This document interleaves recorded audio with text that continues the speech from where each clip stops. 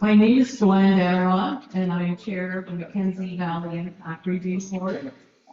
Welcome to the community assessment here today for the environmental assessment of the DNWT's proposal for upgrading the Mackenzie Valley Highway when all season roads being released from RUL.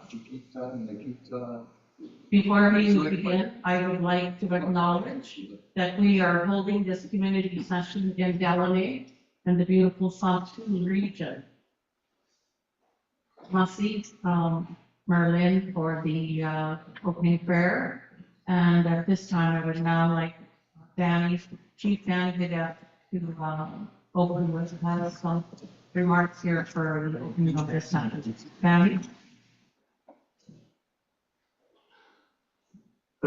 Thank you. I'd like to welcome you all, and maybe you can just start with some introductions so that we know who, and then I can make a comment after that. Certainly. We can go around the table here. As I said, I'm chair of the Mackenzie Valley Review Board. We'll just go around the table here.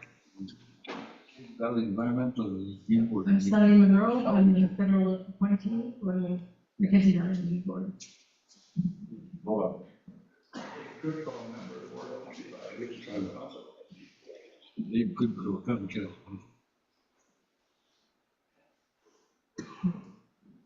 Joanne Barby, assisting the board with hearing additional knowledge. Mark Little, City Executive Director.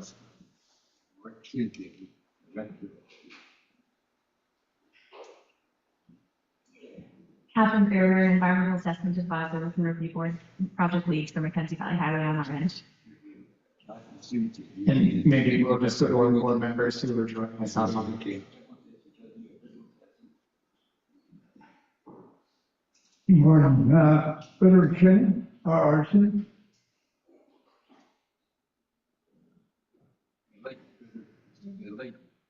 Good morning, Marion McKenzie, Elders representative.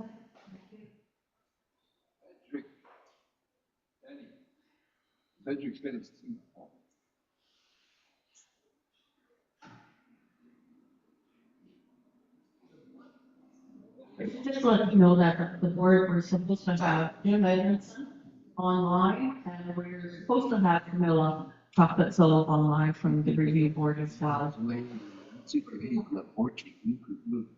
We'll continue with the introductions. Online, thank you.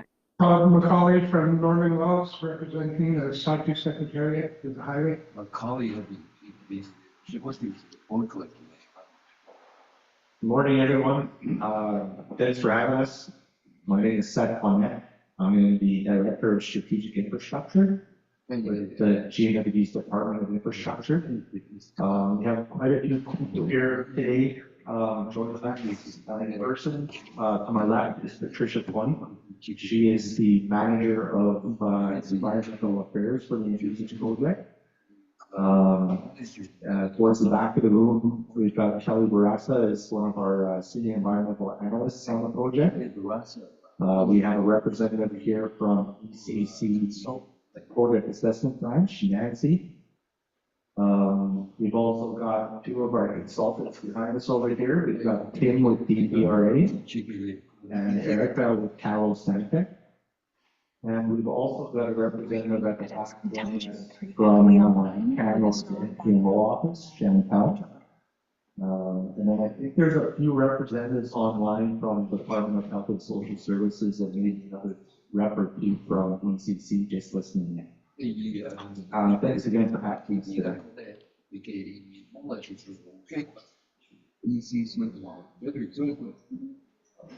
Yes, On Slack, then I had a lot of regulation stuff on us. Other adults, pretty cool. Diane Andre back there with radiation on the Silver River Robotics. I remember Gary Kelly. I remember Donna Shear. Another Hazel. That's it from us.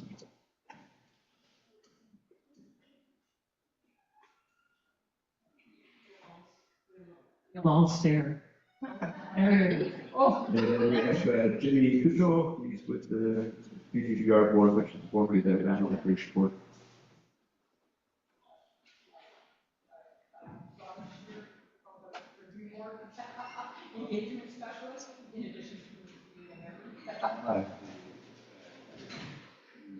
And then we have the office, you want to municipal department.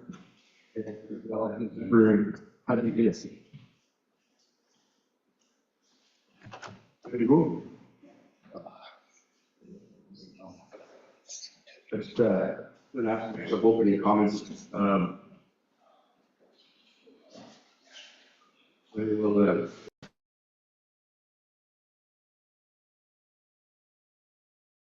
the separate out the proposed assignment of you just across the office. First off, I just want to welcome the local Délı birthday to Autumn, World Record Lake Flow. The lake itself, is 33,000 square kilometers in size. They still use the entire lake traditionally. We're the only community that lives on its lake. And we use it still for hunting, traveling, and fishing. And basically, that's our highway. And we try to do our best to look after it. The community has been working very hard on developing a conservation area that allows us to look after everything. And with the exercise that's going on, it reminds me of Saturdays I was in school, old school, Chief Minnesota school, and we were talking about the pipeline. And all I knew was there's opposition to the pipeline, and so you try to sit there and listen to it. Then we did another exercise through the Arctic gas pipeline, and that was another long process. This building this highway reminds me of the same process you have to go through and communicate and talk to all the people. Deline, a lot of our stuff that we've done here, it's not my words, it's usually comes from the elders and the stories, and everything we work towards has to do with what the elders predicted and what they say about the future. So we take a lot of pride in making sure you understand those stories, and that's how we move forward over the years. Then they negotiated a land claim that we're part of, created the management boards. That exercise basically said when we weren't allowed to talk about governance over the management of the lands and resources in the wildlife, and so we created management boards. And I've always felt that there was a disconnect between management boards and the users of the land and its resources. And with the conservation area and the PFP stuff that we're working on, I think it's going to be the first time that we actually have the resources to collect all the data and information we want and that we need to feed these boards. It's because I've always felt there was a disconnect between information that should be provided to the board so we could make informed decisions on the impact of development or the management of all these resources.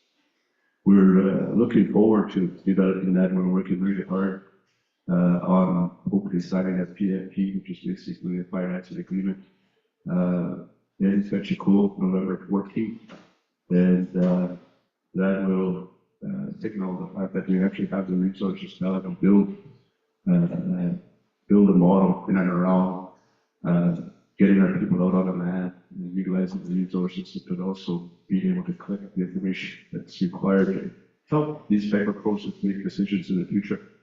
So I just wanted to say that a little bit about the community and where we're heading. We've created a self-government agreement here, and it's the only self-government agreement that actually connected public government to it. And there's a reason for that.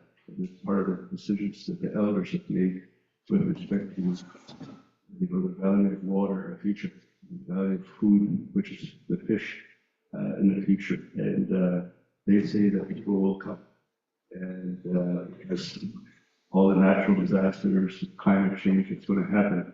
We bring people to, we really bring them to the north for the south, for the water, food. And that's part of the reasons. So everything that we've done to this date is geared around those type of things. So obviously, building a highway will certainly make it easier for them to come. With that, I think it's really important that you guys have a tough decision to make, and I'm sure that you guys will take all the information in and make a decision that benefits everybody. In the end, Deline working with the elders over the years, having our public meetings for the past 20, 30 years, have always indicated that they're not against the highway, they just don't want it to come to Deline. And the reason they didn't want it to come to Deline is because we have to get all this work done. Because we need to be in control of the area in terms of conservation and preservation of our water, lands, and resources, because it's a prediction for the future. And so they indicated that they're not interested in having a highway come to Deline. With the current state of the environment and the water levels, I understand, and the elders understand that there is a big push to put the highway through. Otherwise, the cost of living will go through the roof, as we see right now in Northern Wells. And I don't wish that upon anybody. It's crazy what the cost of living is going to now in Northern Wells. But we'll feel it. We'll feel the trickle-down effects together because we're a flying community right now, and we're a flying community pretty much 9 months out of the year. So fuel costs increase in Northern Wells will affect fuel costs here, especially. And fuel, we live on fuel. Like basically, the reality is all our houses are heated by fuel, and all the stuff that is flowing in operates on fuel. And so we need to come up with some solutions to how we could, be prepared for the second stuff coming. And right now, Mackenzie Valley is in, dire straits. They haven't really had proper water service for the last 2 summers. And it started to affect people. It started to affect Northern Wells and Deline. So I think there's some tough decisions that have to be made to go forward. And in the end, if there's no alternative to learning, certainly the cost will increase, and we need to come up with some solutions. Usually we have a lot of our elders here, but they've been sick last few days, actually probably for the last month, or week, sorry. Very prominent elders, Alfred, and they've always helped us in these type of decisions and communicate with us. So we will relay the message to them. They're both in their 90s, so this is probably the first most important meeting days in their life. They've been at it since 50s, and so I just wanted to recognize that they're not here because they play an important role in these type of decisions, and especially the tough ones. Mary is here, she represents the elders, so we will have a session with them once we're done, and get a feeding from them. And then with Todd and Lance and the Environmental Department, they'll do their assessments and we'll set out a briefing. Must to well, we thank, the people here that have come out here already. So we do have some elders who are so appreciative. And one thing, going to the communities, we see a lot of men that come out. So we have a couple of women here. So how nice to see that. So we're excited to hear what you have to say. I would just at this time here like to just tell you what the review board's mandate is for us. And that we are here today. And we are here to listen carefully to your views about the potential impacts of the GNWT's proposed Mackenzie Valley Highway project. Our review board gets its authority from the law called the Mackenzie Valley Resource Management Act. And the review board is responsible for the environmental assessment of the proposed developments in the Mackenzie Valley. I think we did the introductions, and you know where our board members and how they're represented here.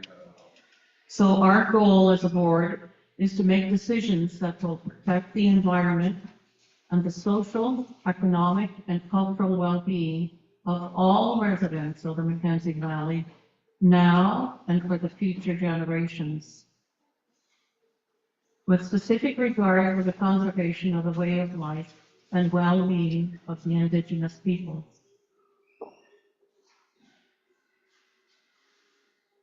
The board will be assisted today by Joanne Barnaby, acting as an independent knowledge interpreter and cultural specialist, who will help facilitate these sessions here.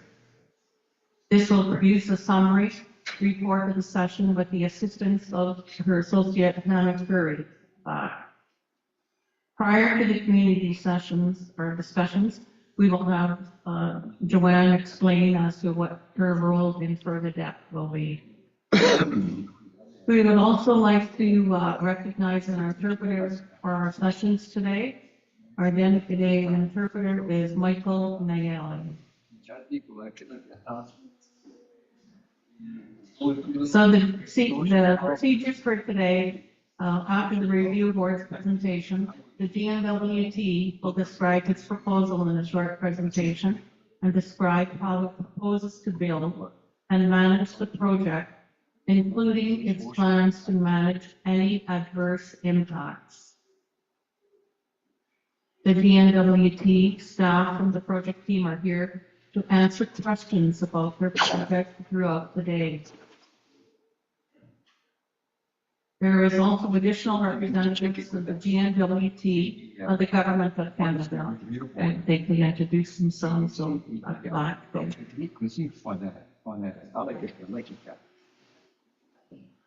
Good morning, my name is Chantal Gray. I work with Northern Project Management Office Northern Office, Public Management Office, with Canor, representing the federal government, Federal Government was Glass. here to take consultation notes. That you did a chief with you. Okay, thank you. Did you want to introduce yourself? In sequence, secular. Nancy, Nancy, my name is Nancy Jerere, and JWT is this. I'm also here to take consultation notes. I'll give you some time to do yours again so it could be on the record. Thank you. Good morning, my name is Chantal Gray. I work with the Northern Project Management Office with Canor. Canmore, New Zealand. I represent the federal government, and I am here to take the Crown record of conservation. Thank you. The sessions today are recorded through Zoom, and the review board will be making the recordings available on the public registry on our website shortly after the session. This will allow our board members who are not present here today to know what is going on and to hear your voices as well. So please use the microphone when you speak for all questions and responses so that everyone can hear you online as well as in the room. Please remember to say your name for the record and try to speak slowly so that Michael can keep up the interpretation. We want to understand what you think about the potential impacts of the GNWT proposed Mackenzie Valley Highway project. We need to clearly share your views on the potential impacts from the project on the environment, on your community, and on your ability to practice your culture. The review board also asked You present your views and opinions on how important the age of mental impacts are to you. We also hope that hearing the views of communities and other upcoming community sessions will provide an opportunity for the DNWT to adapt its proposed project, make commitments, and improve mitigation options prior to the end of the environmental assessment. The review board will fully consider the views we hear today, as well as any other input throughout the rest of the environmental assessment process. To make a good decision, we need to understand what you think, and we will make every effort to listen carefully to you, get the information we need to make the best decisions possible for this environmental assessment. At this time now, I would like the staff to continue with the opening presentations and go on to the rest of the agenda.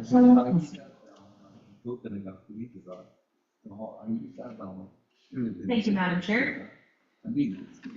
We have just a few slides here for everyone. This first one is about environmental assessment itself.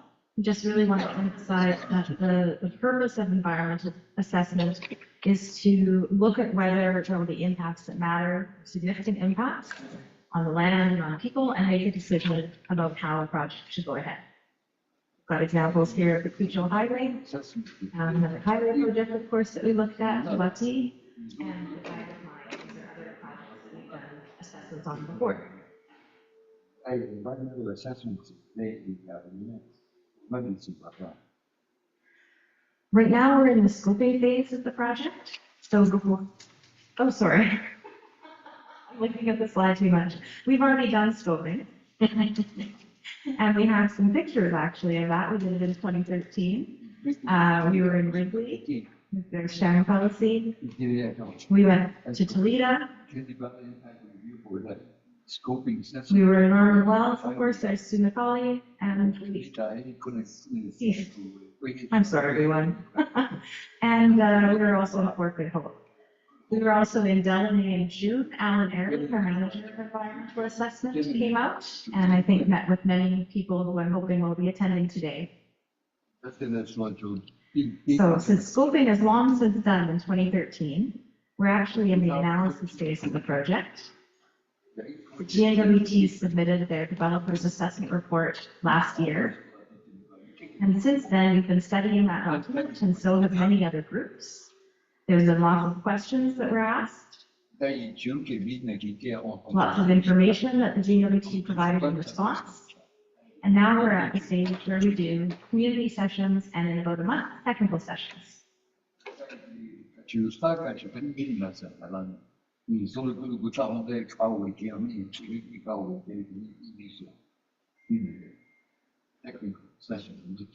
Next year, we'll be hopefully about mid-year, we'll be entering the hearing phase. And that's another time where there's lots of opportunities for people to be heard and speak directly to the board.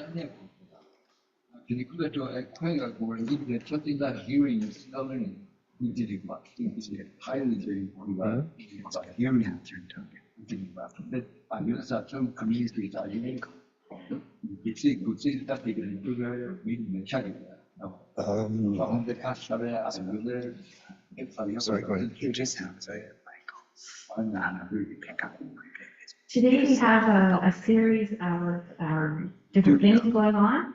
We have this first session at 10 a.m. that we just added on Friday, so thank you everyone who made it out this morning. We have a lunch at noon here at the location, and then a community roundtable at 1:30, followed by a community piece.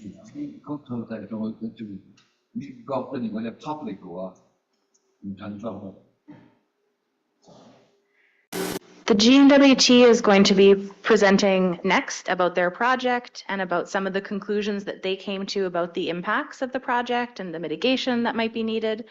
And here we have just a few questions that you might want to think about while the GNWT is presenting. Things like, how could the highway affect the environment? How could it affect people?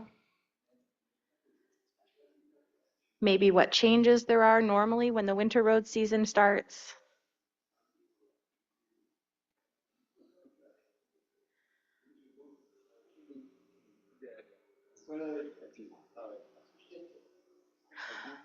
Are there any areas of special concern along the route or any other traditional knowledge or land use information that could help the review board or the GNWT? And maybe what solutions that you think there are to some of the problems you've identified? Some of these questions are also on one of the printouts that Donna has at the entrance, if you want to look at them. Sorry? There are also maps of the route that the GNWT brought along the back wall. And with that, I'll hand it over to the GNWT.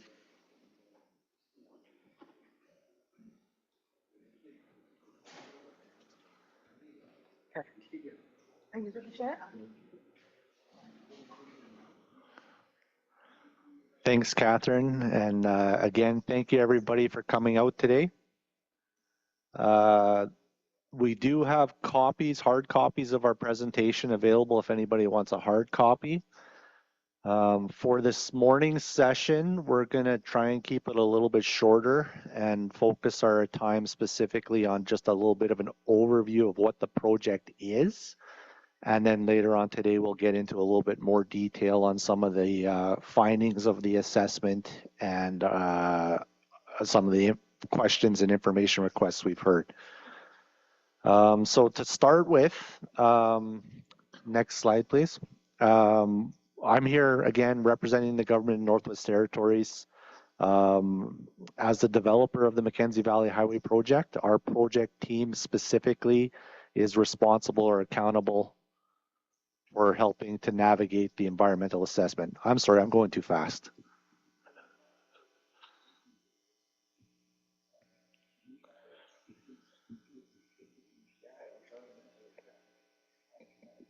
The reason the GNWT is bringing this project forward, of course, is to improve connectivity between the communities in the Sahtu and the Decho, to improve the reliability of the highway transportation system,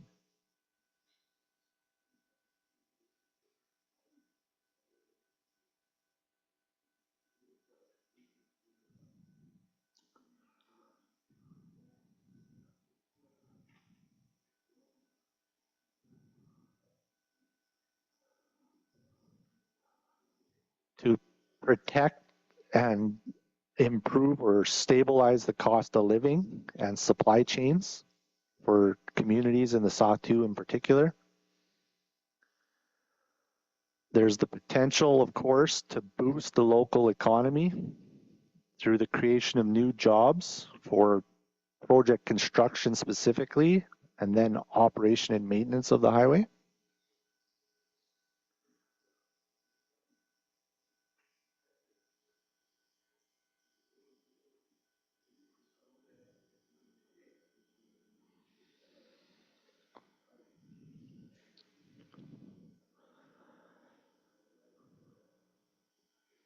The highway itself, again, will help diversify the NWT economy through facilitating resource development, remediation activities, and improvements to tourism.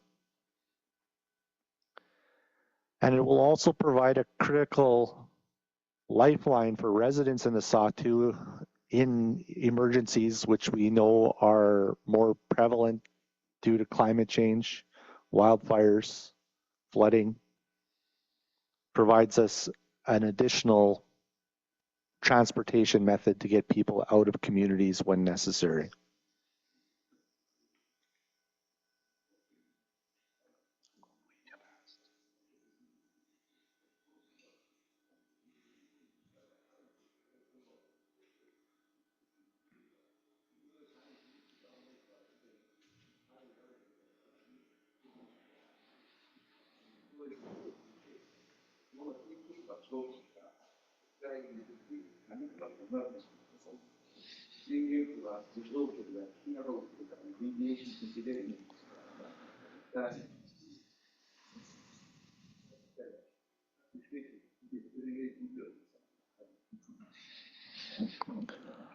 The scope of the project As mentioned already by the board, we're proposing to create a new all-season access from Wrigley to Toledo and on to Norman Wells with all-season highway.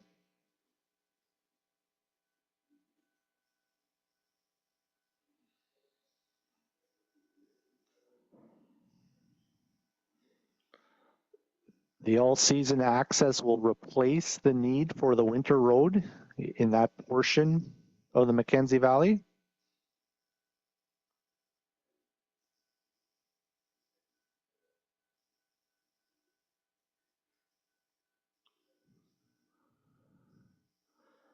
And we're proposing to try and keep the highway alignment the same as the existing winter road to minimize the need to disturb additional wildlife habitat and to take advantage of the existing bridges that are already along the winter road.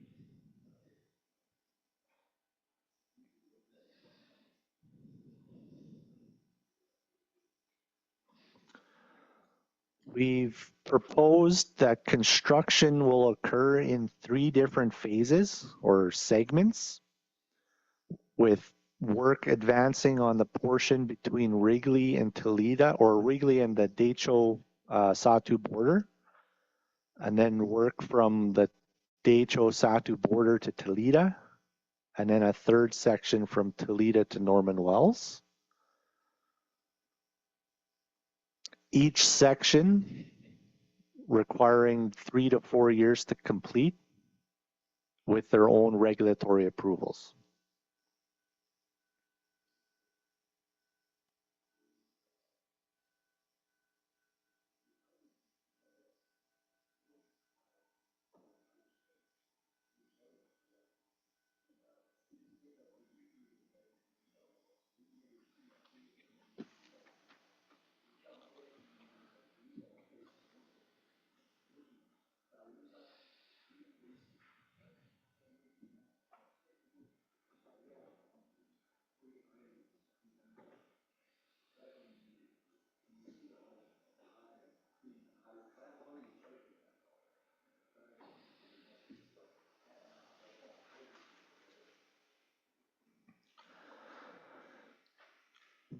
Specific project activities that we've looked at and are captured in our developer's assessment report are the mobilization and staging of equipment, fuel, and materials.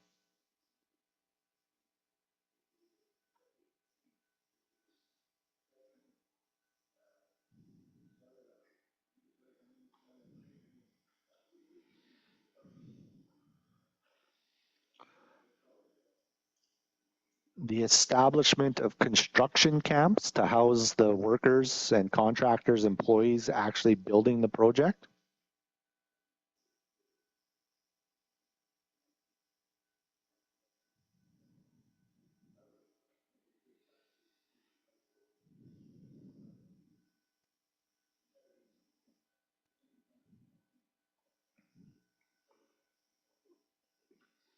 Clearing and widening of the right-of-way. And then the development of borrow sources and quarries to source the material for road construction.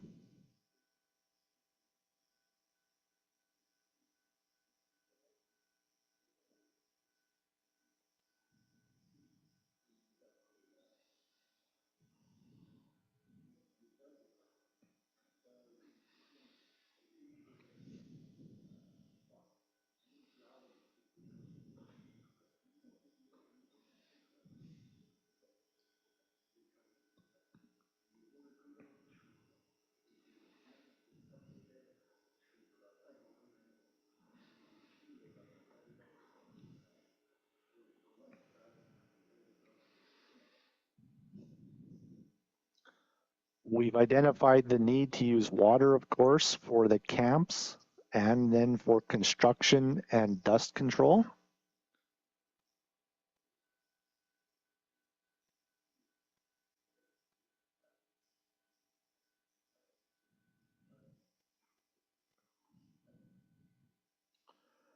And then we have the actual road construction itself, which is comprised, of course, of hauling granular material and placing it and compacting it.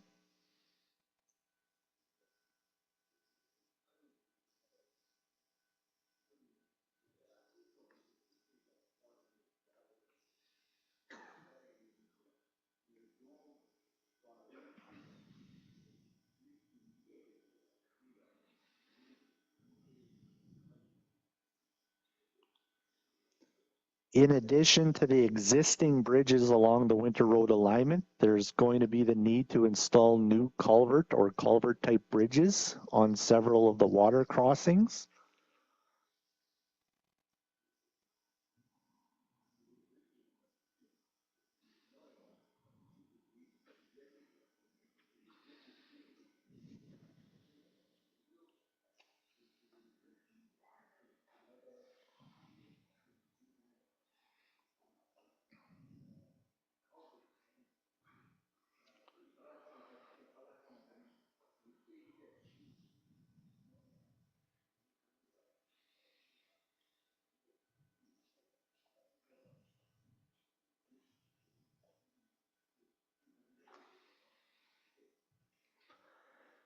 And then we'll have permanent maintenance yards established to allow us to maintain and operate the road once it's constructed.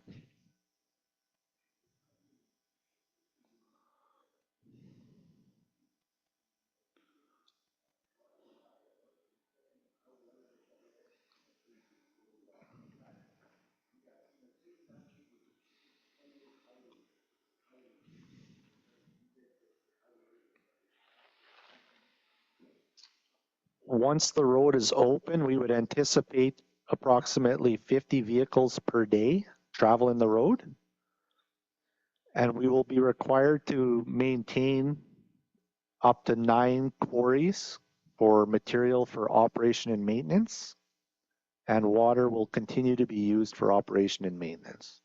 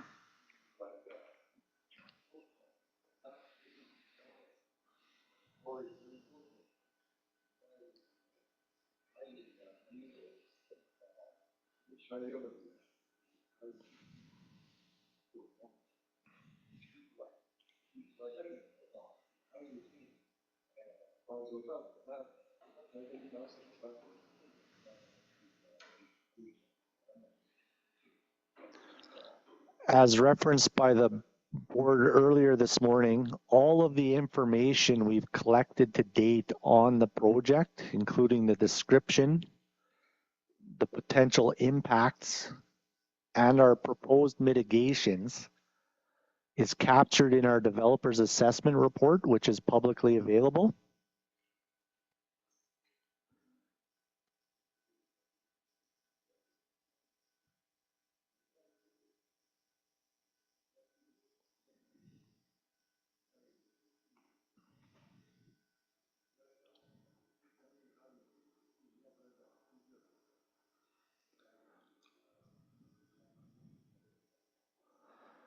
We've also got some plain language summaries of it available here if anybody would like a copy.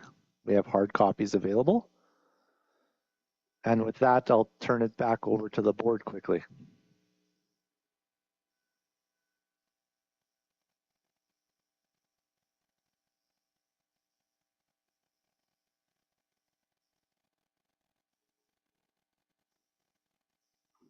Okay, Mussy, Seth, I would like to now recognize Joanne Barnaby, and she'll go over her role as to what she's going to be doing today.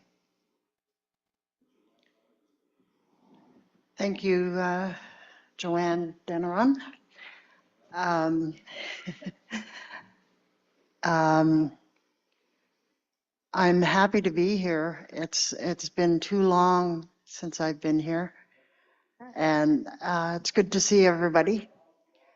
My role is to help draw out traditional knowledge and to also look at and talk about any impacts that this project may have on your culture, on your way of life, whether it be in terms of social issues, um, such as the increase of availability of drugs and alcohol, and to ask you to share any knowledge that you have about the proposed route and whether or not there's any issues or concerns that you have with that route related to the land and the environment, wildlife, special and significant areas for harvesting. So the floor is open to you to raise any questions you have about the project or any concerns that you have about the project.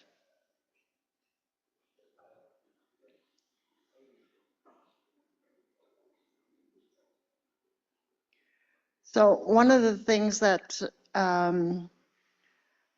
we ask people to look at is the impacts that you experience annually with your winter road, and think about that and what it is that you're dealing with, whether it's impacts on the land, to the environment, or on water and fish, or social impacts.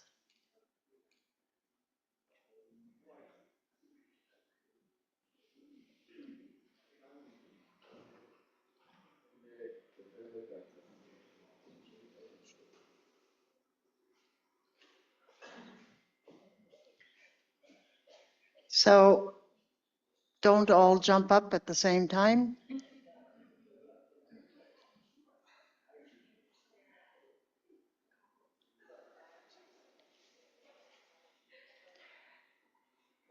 And to remind you to state your name and your role, if that's relevant. Merci. Yeah. Good morning. My name is Marian Mackenzie, and I'm with the elders representative. And regarding this Mackenzie Highway, we many times we had talked about it with the elders and all this regarding all the impacts with harvesting wildlife and with our children, with our youth, and the impact, the global warming, you know, the impact, and there'll be a lot of sinking, you know, there's going to be a lot of things happening. And especially we're so worried about the social issue, because here we're trying and doing our best to work with youth to go on with the future. And we had heard from our elders with all this prediction and everything. And we're really looking forward to that, to see it will work for us. But with this kind of impact that's going to be among us, that will create a lot of issues for us. Because to know that what's happening with the highway, there's going to be a lot of traffic. I know we love the money, you know, we love to see the tourism making all this kind of money from them and all this, but on the side, we have to think about our community, our future for our young generation. And also the elders too. There's not much of elders now, but we have a few, but they still have a really good knowledge and really strong for us. And so right now, to talk about this highway, I'm sure there's some of my people will speak on that with the impact and everything. So thank you so very much. Thank you. Bye. Thank you so much, Marion. Go ahead.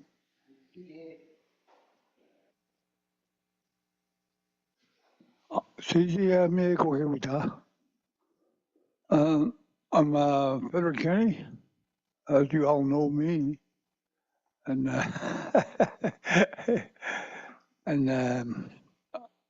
then with RC. For this highway, first time I heard this highway going through here. First time. I usually see things go not our way, but it's always a chance to ask questions. Like the highway that didn't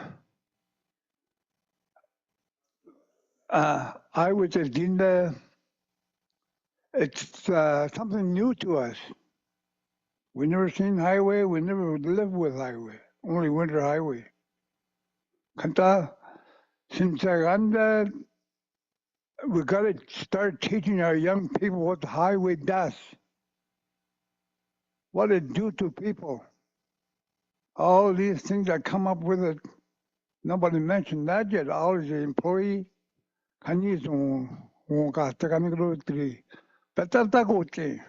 what it shows after the highway. Look at Inuvik, for example. Inuvik, Kahuja, it's just for the highway.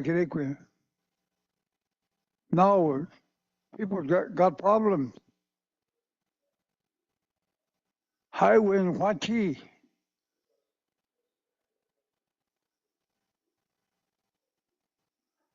Huachi took a little Kirekwi. It's just something that. None of them ever went finished a grade 12. Kani, Chetutin, Tezon, I do.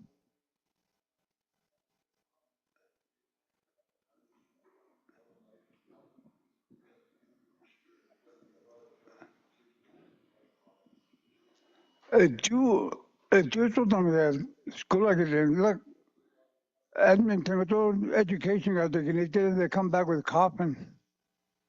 Right now, I do.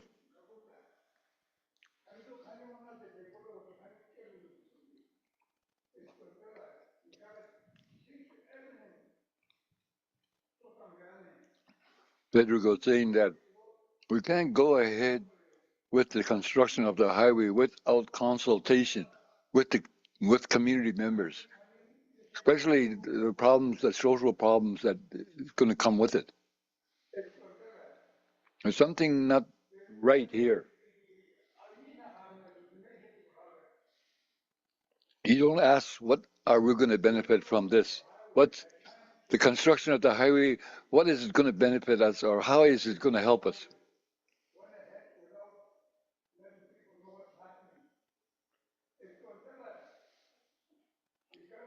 He says that a good example is the Wati Highway. There was no consultation. I think people didn't really know the impact of the highway to Wati. Here we live in Great Bear Lake. We never had a highway, maybe Winter Road. But you know, the southern communities, they all live by highways.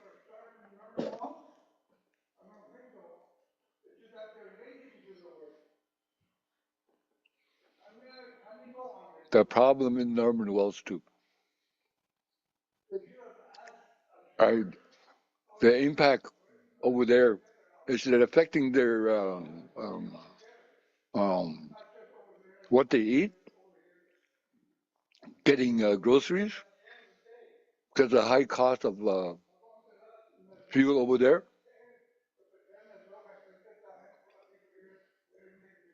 This kind of meeting, as an example, consultation type meeting should have lot of community members here, but that's not the case.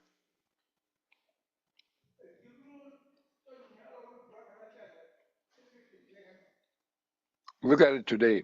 Even though there's no highway, the communities are experiencing a lot of social problems and drug-related problems.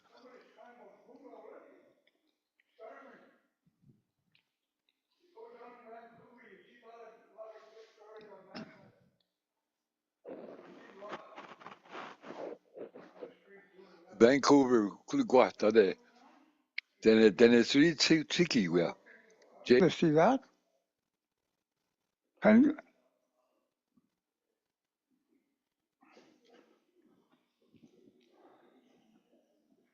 entonces tú ponte de ande kala kanin finita de la ola.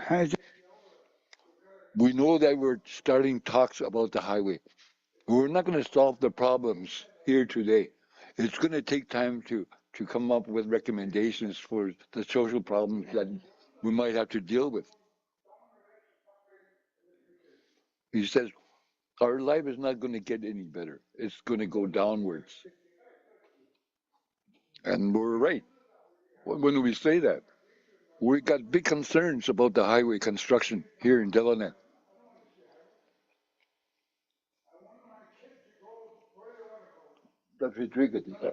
In a highway.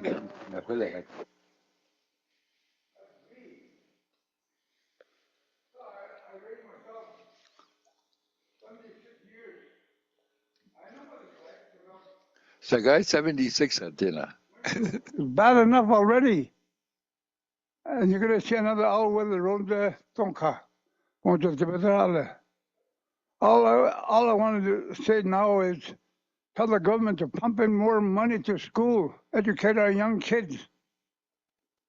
That's the only way I look at it. Today, you send kids to university out in Edmonton, they all come back with a coffin. Is that what we want? I don't think so. You guys are making all the money. Us, we're just asking you a question to do this and that, and you collect money from the government and say a few words that are good to the government. I've never seen no government, no Trudeau, no nobody.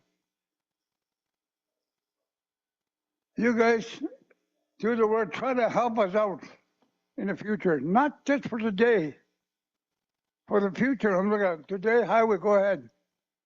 But the future, I want to see that changes. That's all. Maybe I got a few more questions later on. Musty.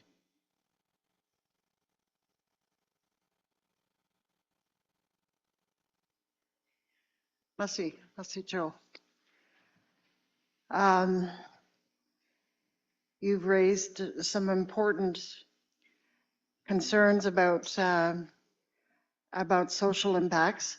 I'm wondering if either one of you have anything to suggest in terms of how to prevent those kind of problems from developing any more than they already are.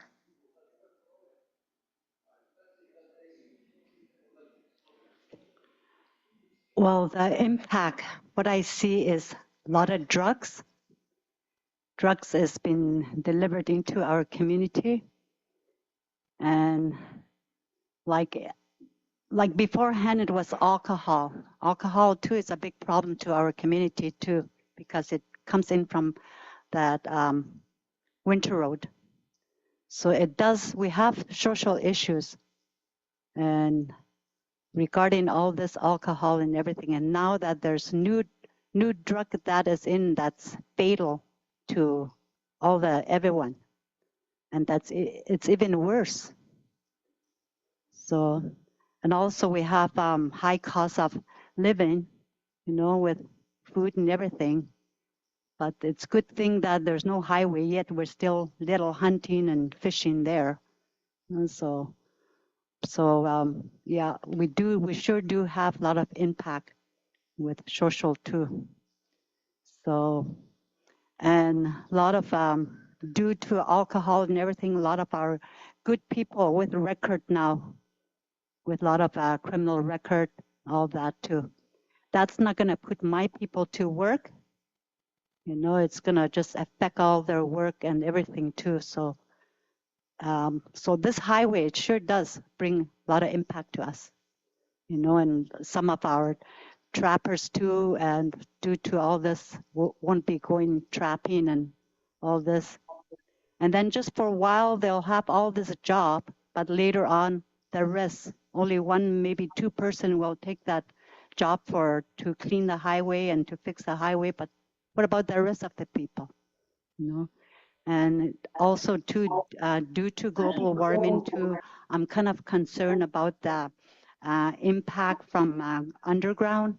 Like you never know, there might be something leaking into the airborne too.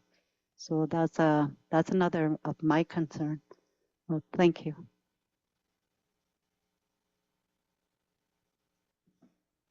Let's see. Danny, did you want to? Oh, sorry.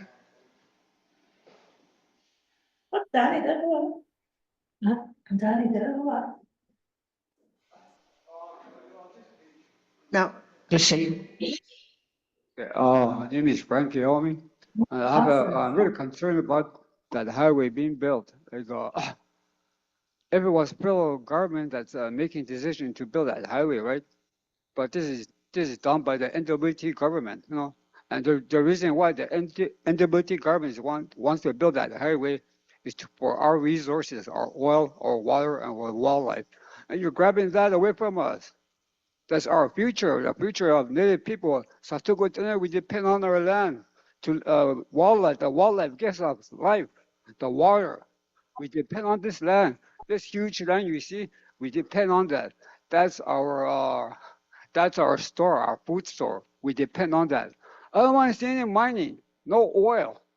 All I see, all those white people I see right here, I know what you are. You're all the same. You only look at resource and money. You don't care about Native people. You push Native people aside. I know what you guys did to the American Native people and the Canadian people. Now they're still suffering. I don't want that to happen.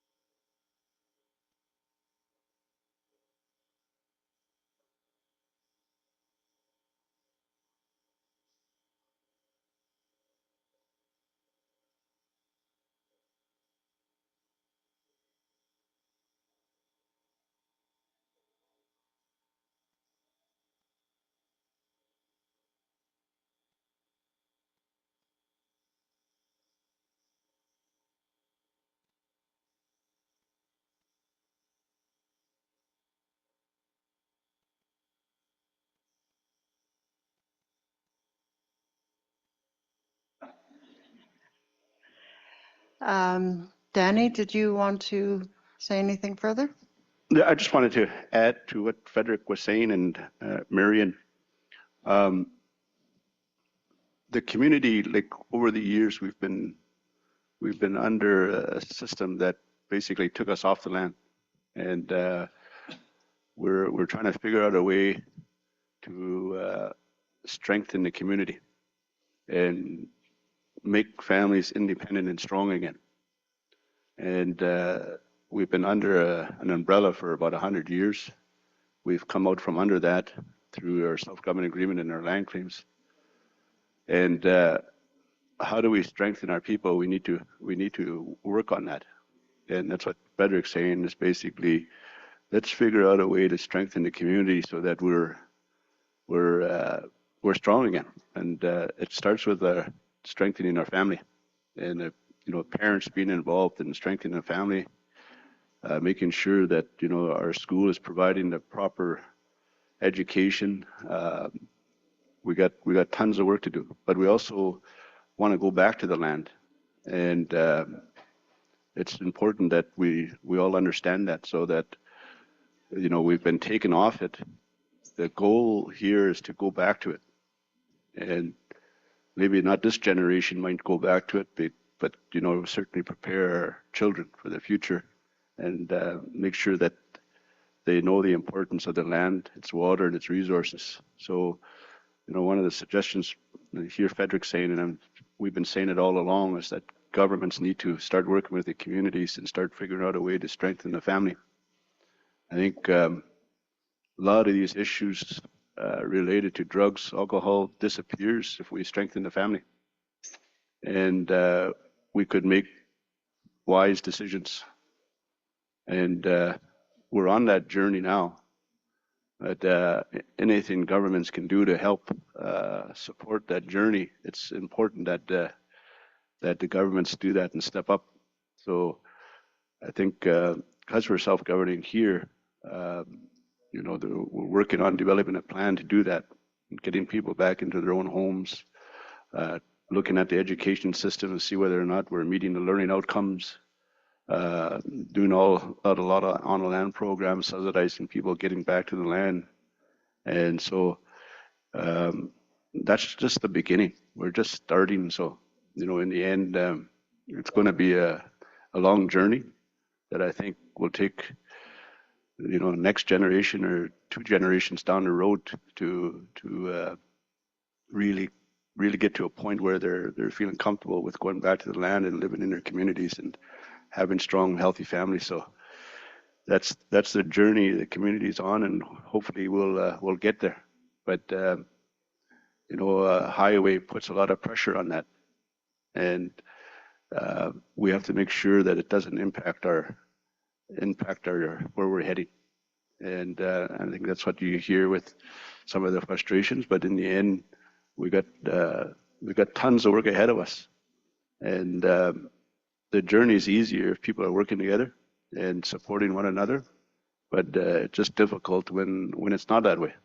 And but we'll still keep going along.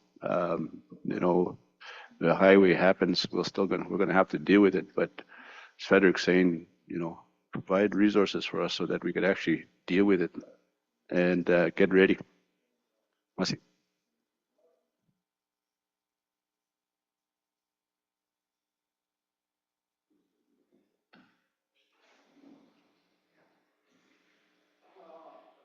Could you use the mic, please?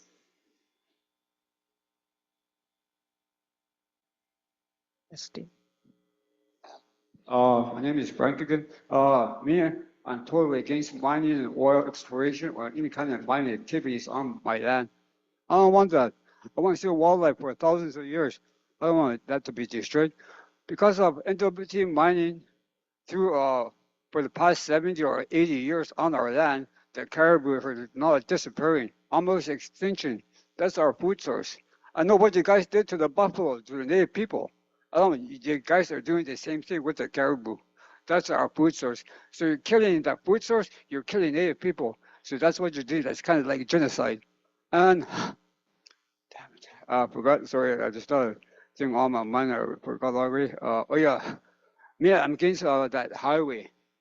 But the past 50 years I've been living, all I know is like the NWT government has been making resource money off our land.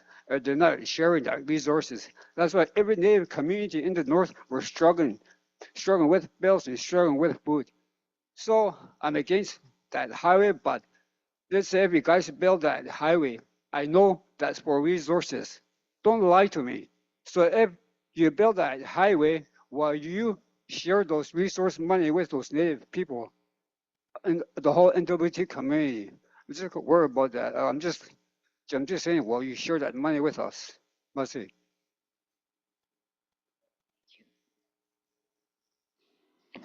Thank you very much. Are there any other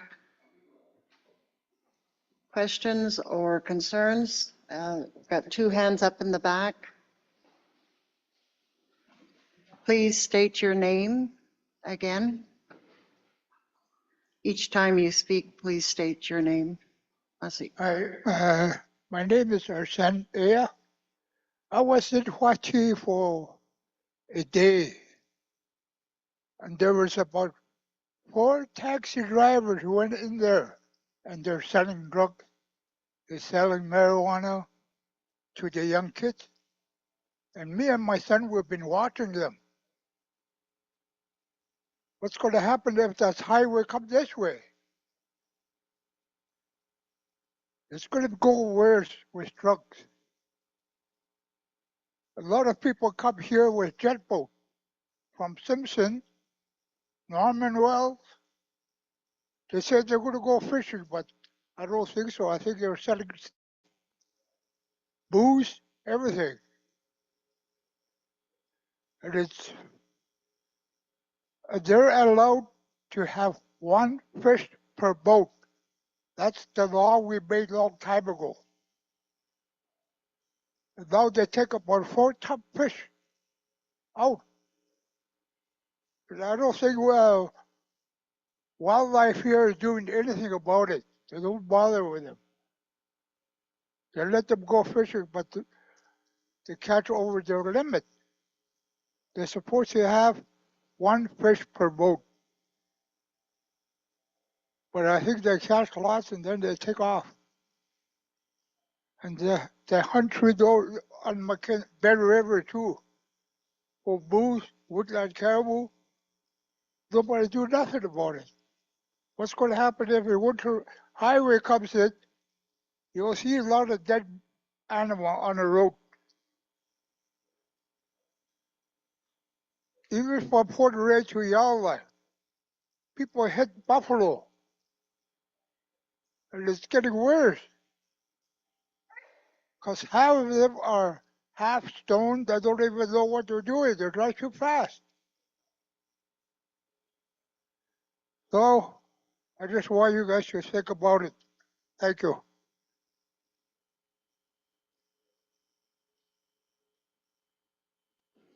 Thank you, Arsene. Who's next? Masi Shizia Leroy Andre Hiridi. Masi Jo Nikitsana Dejo Kilutu Quida Dia Guti. It's Leroy Andre. You can hear me? My name is Leroy Andre. Thank you for coming to visit us here in Deline. In the past, long time ago, when there's barging system here on Bear River, lots of people worked there really hard too. They worked hard.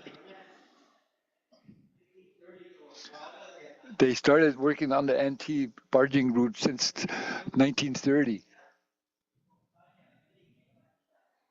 So those are the trails that our elders created for us. Today, none of those elders are with us today. They didn't die because of sickness. No, it's because they got old and they worked really hard in their lives. That's how they were gone. We're really having a hard time. Our elders in the past has given us advice. And that advice was say, no highway to Deline. That's the reason why, as a community, we strongly feel that we don't want highway to come to Deline. But it's okay to go to Tulida, maybe all the way to Good Hope. Maybe that's where it'll end. We know in Deline here, we know that the people of the community strongly against highway coming this way to Deline. In the future, because there's no highway, our people will become stronger, very powerful.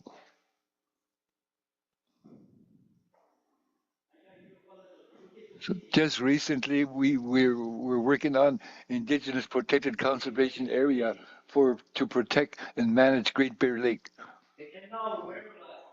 Our traditional knowledge too. We don't want to lose our traditional way of life and traditional knowledge. But today, we're living the way of the white man. All of us are living in nice, warm houses and not go out on the land as often as we could. Today, our economy depends on the money that comes from construction from non-indigenous people, companies, organizations, corporations.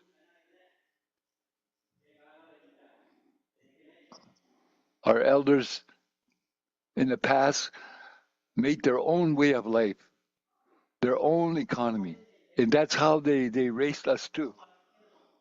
But today, it's different lifestyle. The lifestyle is non-indigenous style way of living.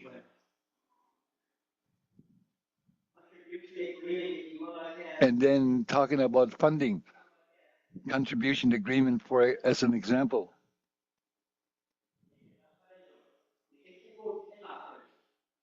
We know because we get contribution agreement from the governments, federal and territorial, they want us to follow the procedures and whatever policies they have for the community to follow. It's kind of hard. We know we're having some social problems here, and we know because of drugs, there was a tragedy here in Deline too.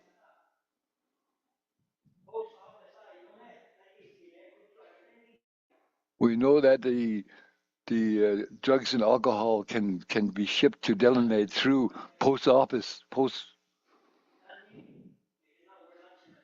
How can we make our life better for ourselves here in Deline to make our traditional knowledge stronger? Go out on the land is one way, but funding is required.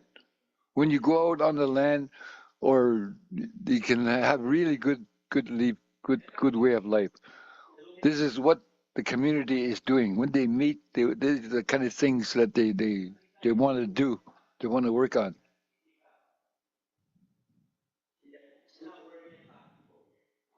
Talking about the highway, you guys want to construct. Myself, I talk about my way of life, my traditional way of life. We need to make those strong, powerful, so we don't lose it.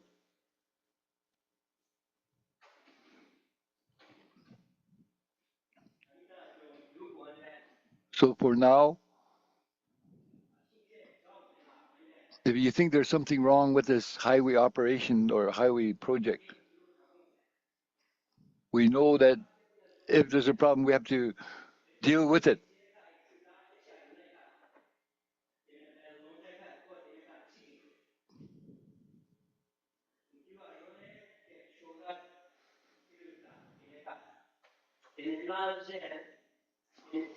He says, look at the construction right now, right from up to Wrigley. People used to depend on the land to hunt and fish and trap, but because of the highway, it's interfered. So not as many people would go out on the land.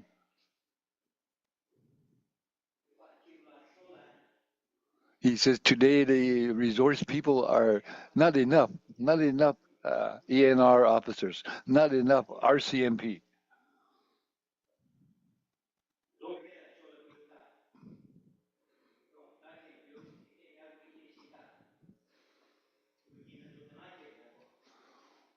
We know that the elders that we still have today, they still give us a good advice. And one of them is to say that you got to work together to help one another with the findings and the information and the reports that you come up with. Look at Wati, highway construction, and now there's a proposed highway construction to the Inuit territory. because of mining. Was there any consultation by the board here with the elders in that for that area? We know that this Mackenzie Highway is going to be linked to Tulita, Norman Walls, and Good Hope. Us here in Deline, the winter road that's presently being used is really important for us to continue to use it. They bring in the supplies that we need. It's important. But one day in the future, it has been predicted by our elders that the population of this community would grow by the thousands in the future. People would want to come here and live in Deline. But we're a self-governing nation, and we can figure out how we're going to deal with this, how we're going to handle it. We know we got councillors also on the Deline government.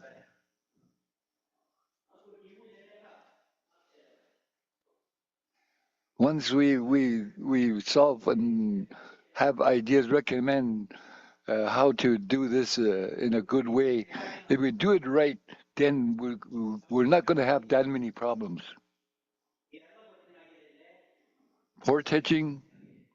Portage too. I don't know where the portage that he was talking about, but today, if you look at the pipeline, it's all underground, most of it. But it hasn't been mentioned.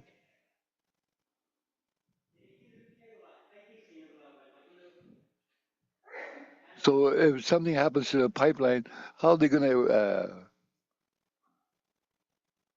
repair it?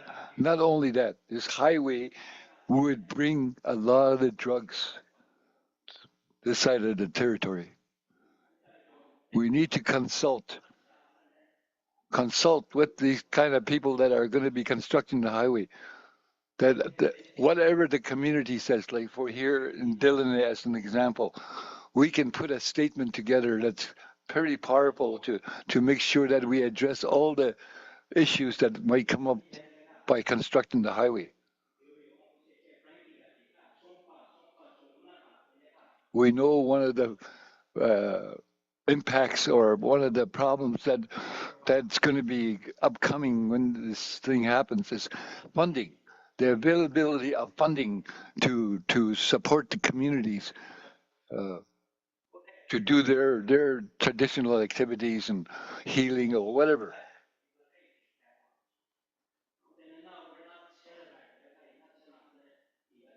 So we need to become stronger as a nation to make our people traditionally become stronger again.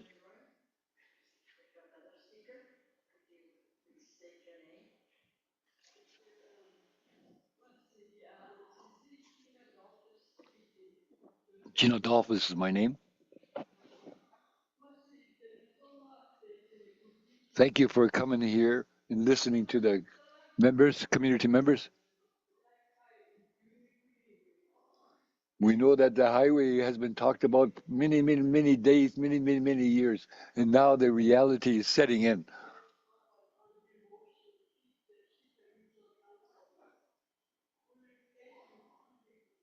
SSI or Sita Regional Council, long time ago, didn't want the highway to go ahead. The reason why they didn't want the highway to go ahead long time ago, I don't know how many years ago, is because our people are going to suffer in the future, they said.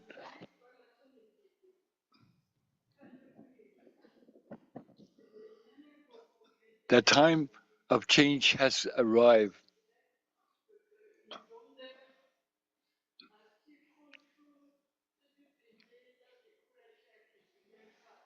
And because changes are coming, also social problems will be coming too, along with it.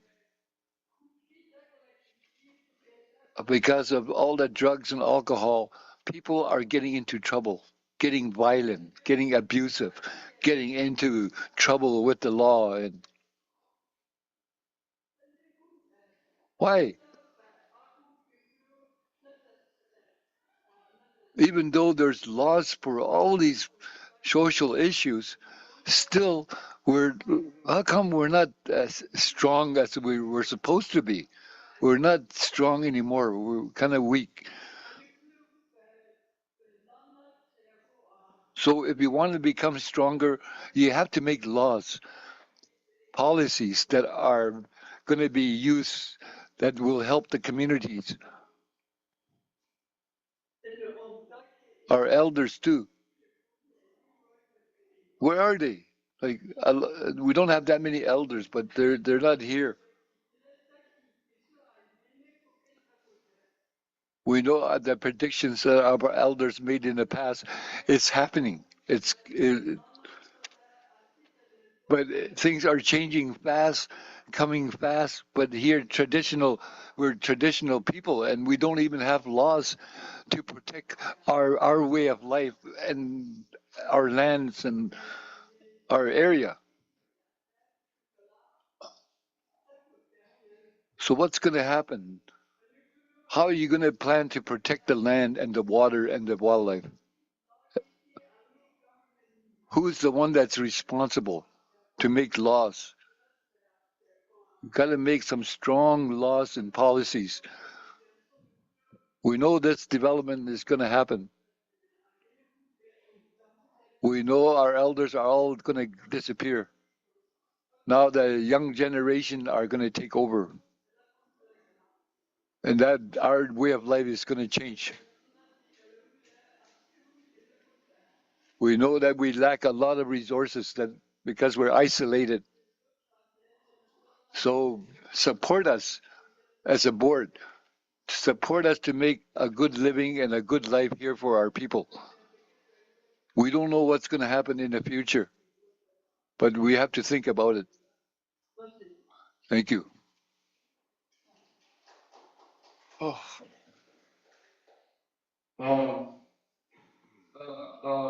We could first start talking about the highway. Could you state your name? It's for the recording. Leave it right down. I just want to say, start talking about the Valley Highway.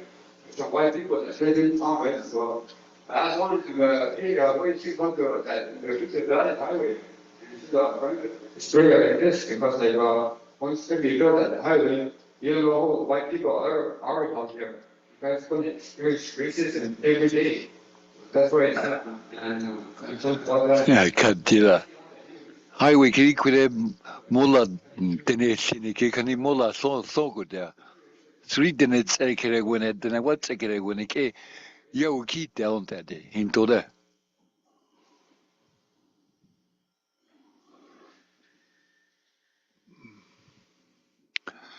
break.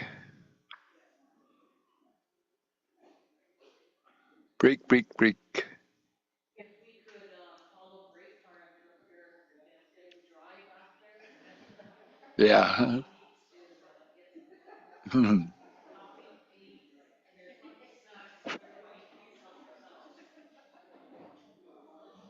Okay.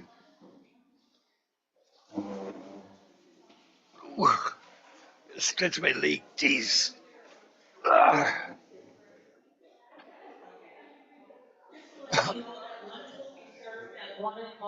What?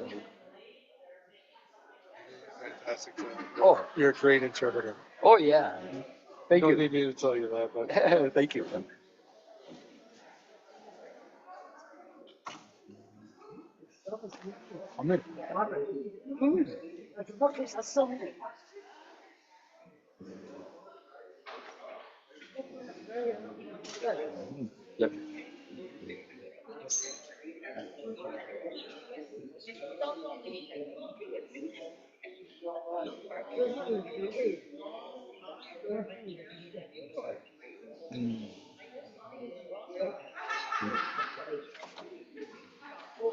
Oh no, listen.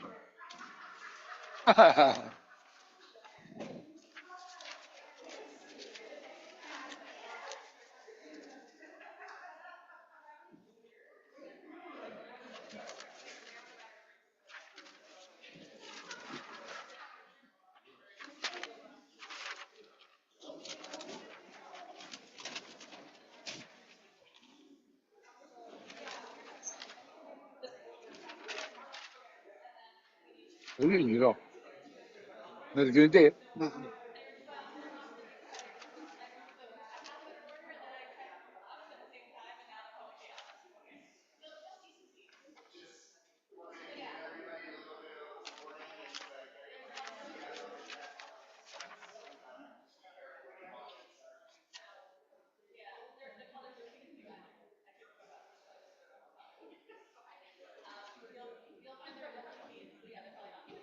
After the meeting started,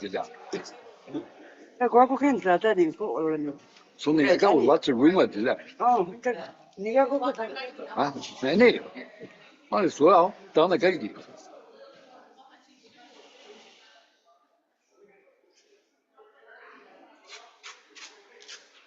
Job you're doing, man. Yeah. Toughest job. You know, especially when they talk their language and then they mix it with English and then back to the language and then without any notice. That was funny. Michael, your microphone is on. This is, I gotta make sure that sometimes I'm talking the same as them. It could be helpful. Wouldn't have.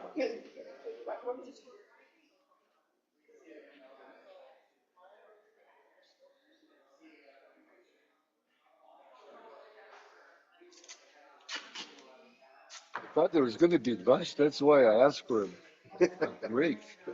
Another area. Gee whiz.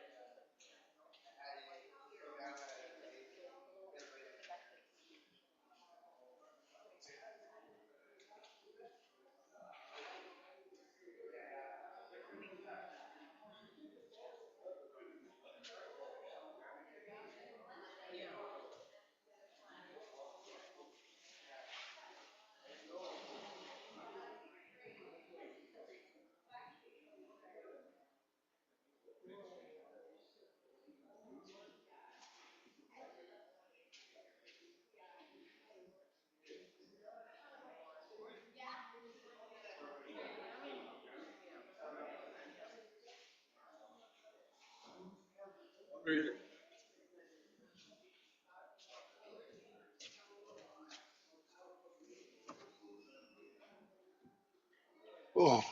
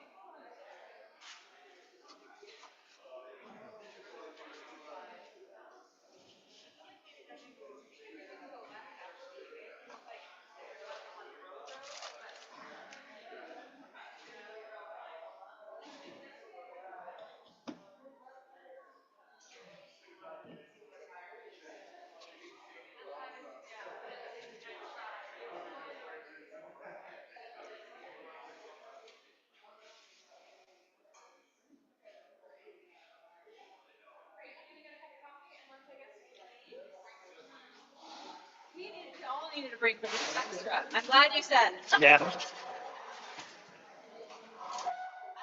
you do it. I truly don't. I can't imagine. I can barely. 40 years I've been doing this. I can barely keep one thing in my head, never mind two. At the beginning, it was really hard, but Now it's got me I easier. got used to it. You know, like, yeah, so Well, I'm very impressed. I could not. I don't think I could do it even with 30 years experience. that's why to me, I'm the only interpreter for this area. Well, there's others around here, but Yeah. I interpret for here and Tulita. Yeah. So it works. You guys go there, I'm going with you. Try this tomorrow. It's Yeah. great.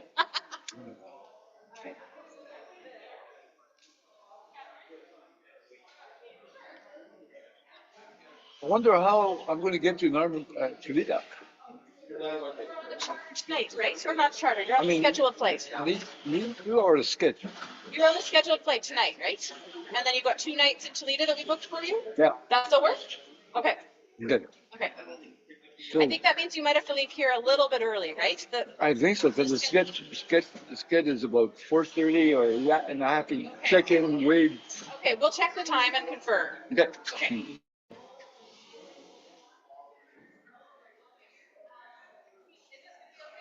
Seriously, thank you.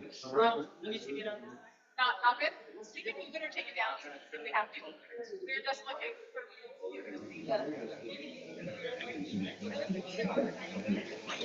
The other side of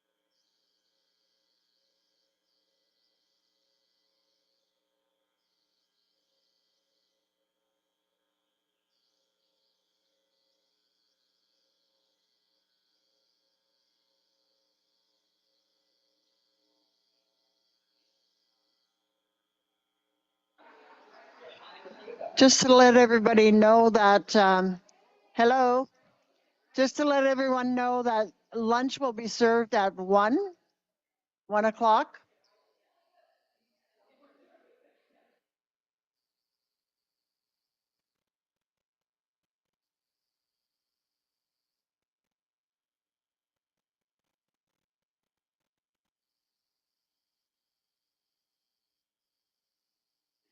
So perhaps we can resume and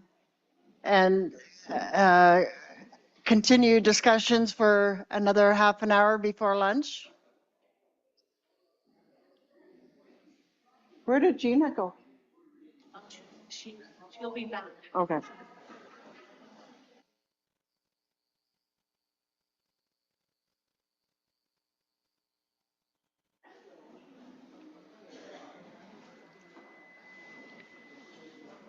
Hey, Dolphus, you got anything to add?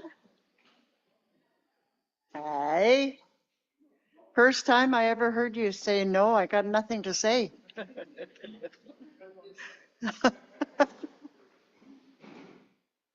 ask if they get any, or something, they can just say. Doesn't have to flag for showing where it's gonna go. Yeah, just to remind you, there's some maps up behind you that depict the route of the proposed highway. And again, as Seth explained, the idea is to try and follow the existing winter road in the hopes that that'll reduce impacts by new disturbance on the land.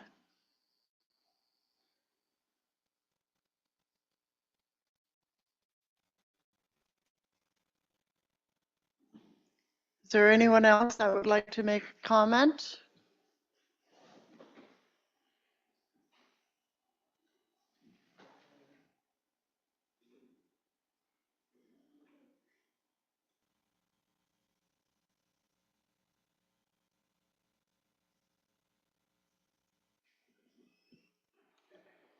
Marianne? It's not a comment or anything, but it looks like we're losing some people here, and there's not much of us here, and it's lunchtime too. So what if we just take a break till after lunch? And I think that would be a good idea, because I'm sure after lunch there's going to be more people coming, and we'll ask more questions. Okay. So that'll be good if we just take a break now. That's probably the smart thing to do. Mm-mm. All right, Mussy. So lunch will be here at 1, and maybe we can resume about 1:45 around there, if that works. All right. Okay, Mussy. Enjoy your lunch break, your long lunch break.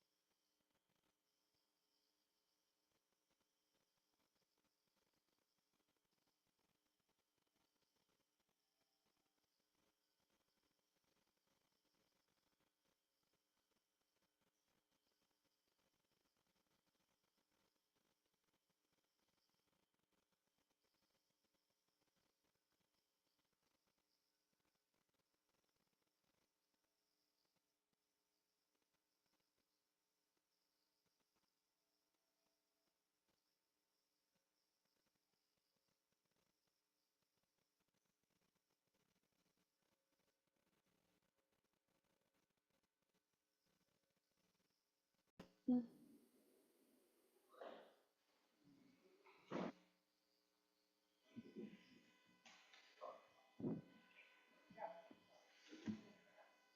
afternoon. My name is Jimmy Tucho, and I'm originally from Deline.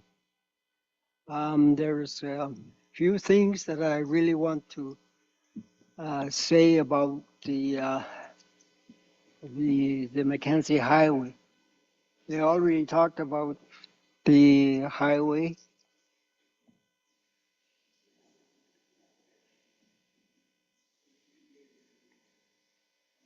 And they have really also mentioned about project review and the mobilizations of equipment, fuel, and material. And the only thing I have a little bit of concern is the social impact.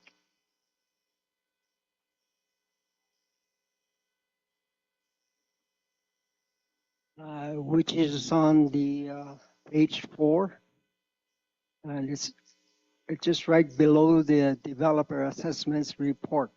We call it DAR.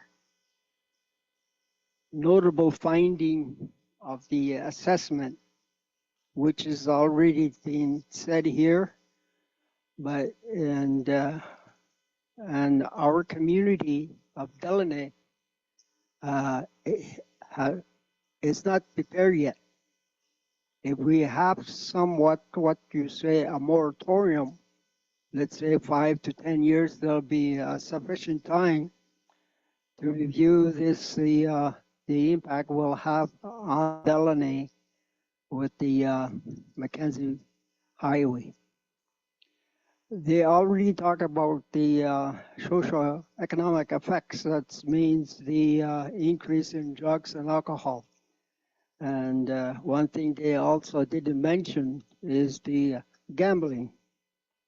That's another factor that we face in Deline. And gambling, it's one of the big issues because of if they lost on money on poker, whatever the money they have and they lost it, there's no food on the table. That's a big issue for the family that have kids of their own. And also it says here is public safety. If there's a daily 50 vehicle on the daily, once the project is completed, it says 50. And if there's an accident, and it's a distance from Toledo to Wrigley, it's quite a ways. It's a long distance. The only way to get in there for accident is by a helicopter or a medevac or whatever happened over there on the highway. And in the past, I heard a lot from my elders, and they all mentioned that no highway to Deline, because they already knew what will be the effects of it on the economic side, on the highway.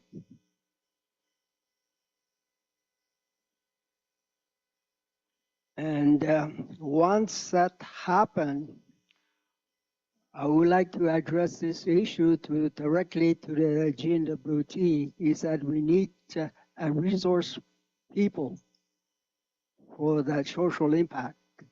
If we don't have that resources, who's going to do it? And another party is that, and if you ever see our MLA, Danny McNeely, just inform him that he has to be here with us because he's representing the Satu region.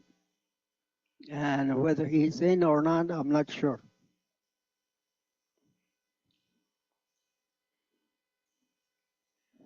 And also it says notable finding of an assessment here is that it will have a mitigation measures that effects will be unsignificant of air quality, noise, and everything. To me, all of that is what I call it the biodiversity. Not just the animal, it's including human too. That's including human. Don't forget that. All biodiversity is also including human. And the Mackenzie Highway is that if they're going to build it, I would like to see if there's any study of permafrost. Because when you look at the Mackenzie valleys all the way down, it's almost like a bedrock. But there's some few that are also effect on the permafrost. Because permafrost has been existed more than thousands of years, and there's also an effect of what you call it, the disease that are frozen from time memorial. Once it become alive, what's going to happen? That's another health issue there too. So.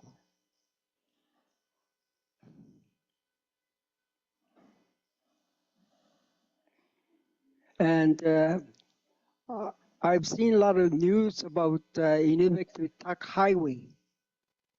I don't know what they've done over there, but lately because of the permafrost, it's been depleting. You can see the highway is almost like a roller coaster. So hopefully, because once you have that,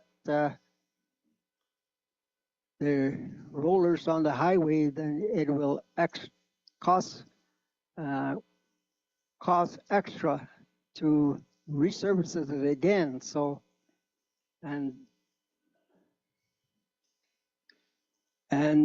so hopefully that you can do what you call a geotech study on the ground to see if it's permafrost.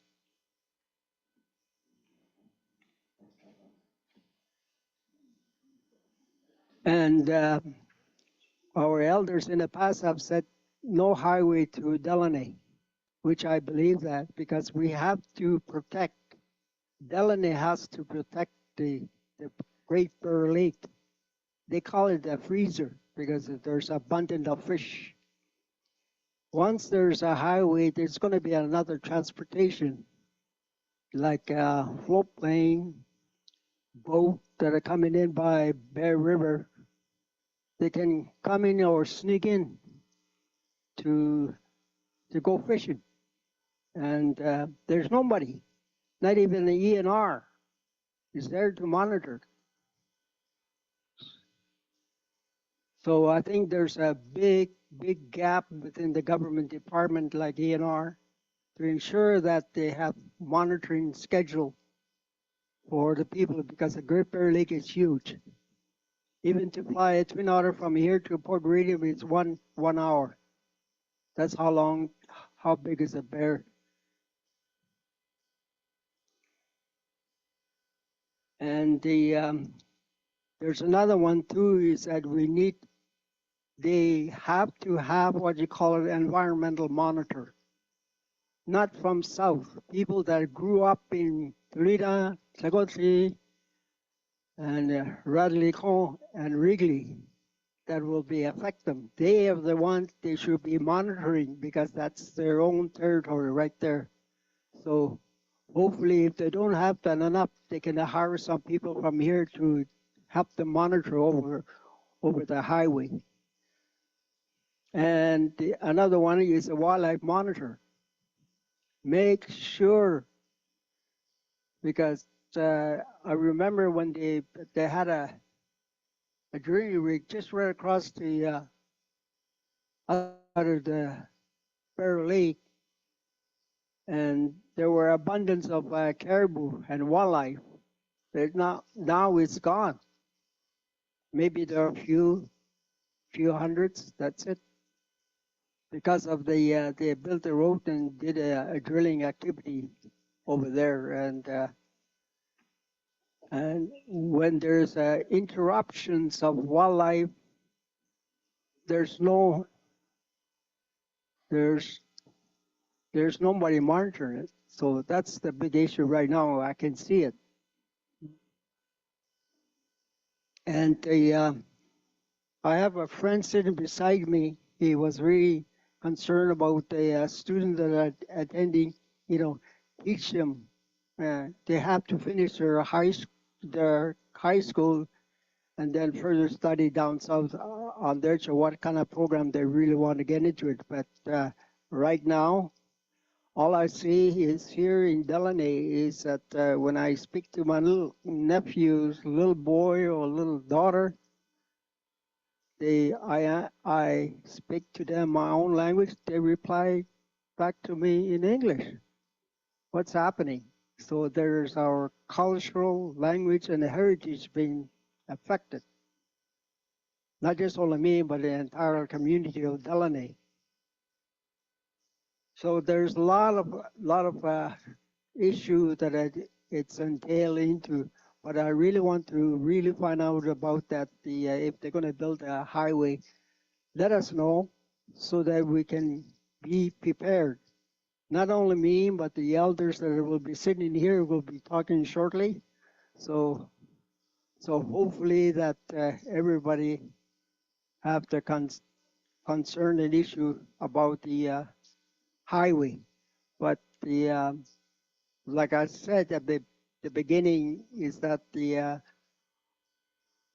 personally I do not like the highway going through Deline, period, because I've listened to what of my elders way back in my time when I was growing up here in the 50s and 60s.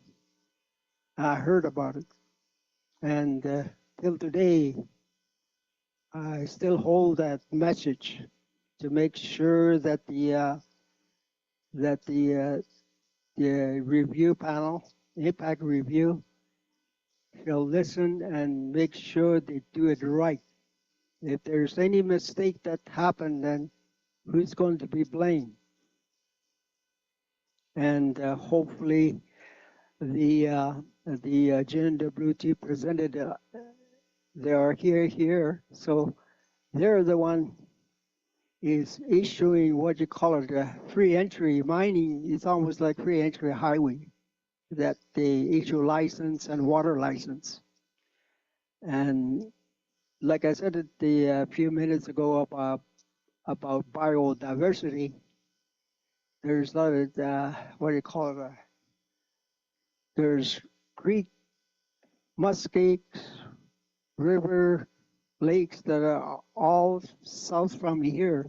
It's all goes through Great Bear Lake. So just to let the GNWT know that it all goes through Great Bear Lake, all those creeks, everything goes through Great Bear Lake. And it also helps it to filter. So the Great Bear Lake is one of the world's best. I consider the Great Bear Lake is one of the best freshwater lake in the world. I want to keep it that way, and hopefully the next generation that are coming up keep it that way, so that if they do things right on building the highway, they have to do it right and safely, so that it won't impact the quality of air. Like I said, it's all effects on the biodiversity. That's including human. So that's all I have to say to you. If I have any question, I will do that later on. Thank you. Merci.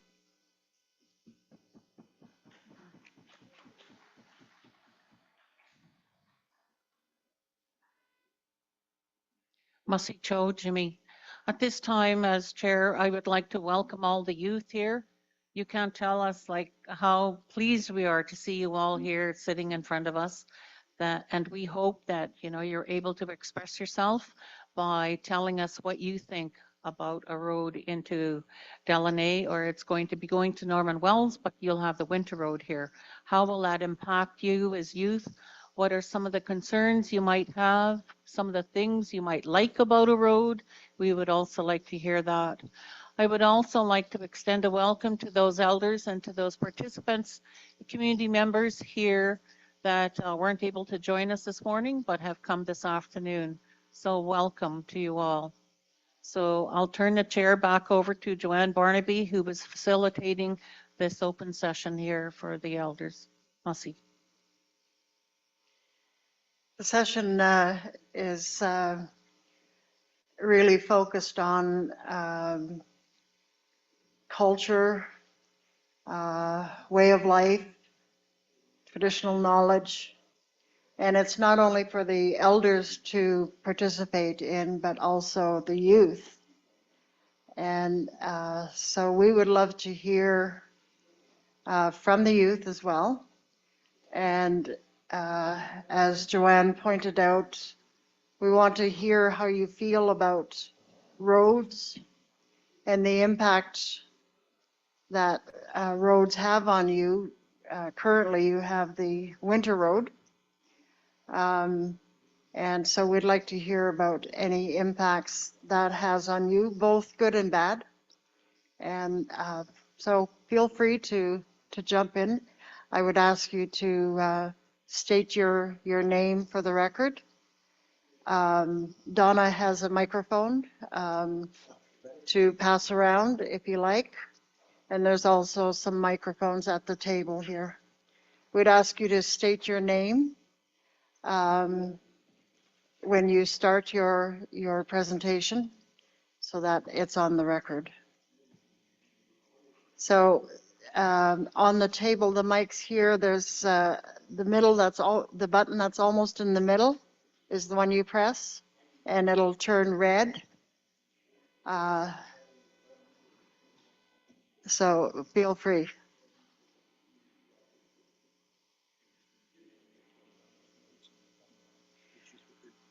Okay.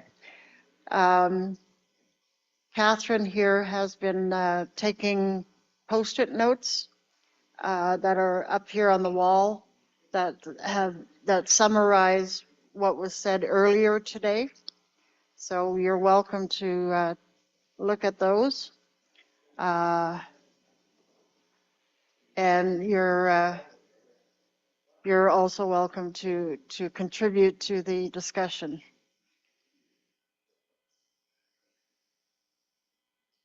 Have the young, sorry, Seth?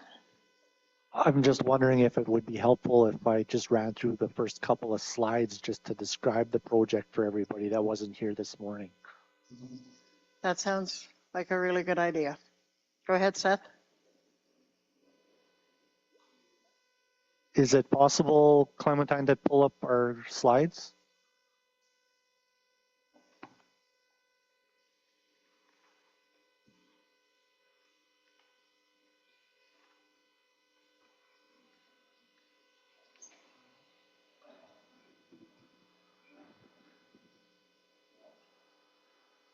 While they're pulling up the deck, I'll just introduce myself quickly. First and foremost, thank you all for coming. It's really good to see everybody coming out. I'm very happy to see the representation from the community. My name is Seth Bonnet, and I am the Director of Strategic Infrastructure with the Government of Northwest Territories Department of Infrastructure. And we're here today at the request of the board to share some information on the proposed Mackenzie Valley Highway project. I'm going to try and speak a little slower for our translator. I've been going too fast all morning. The idea behind the Mackenzie Valley Highway project is to improve inter-community mobility, to improve connectivity between Wrigley, Toledo, and Norman Wells, to help support and improve supply chain, and stabilize the cost of living, and ensure that the transportation system is more resilient to changing climate.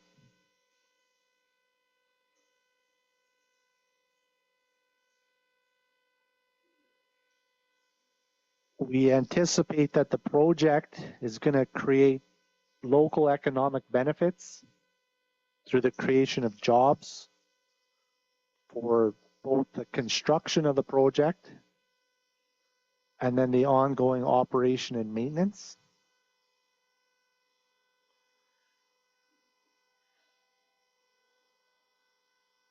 And that once completed, the project is going to have a larger economic impact for the NWT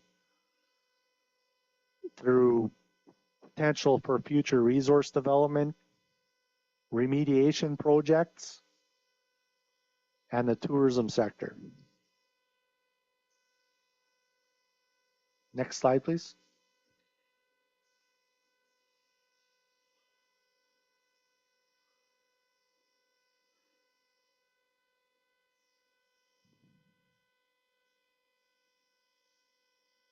The project itself is specifically focused on creating a new all-season highway from Wrigley to Toledo and then on to Norman Wells.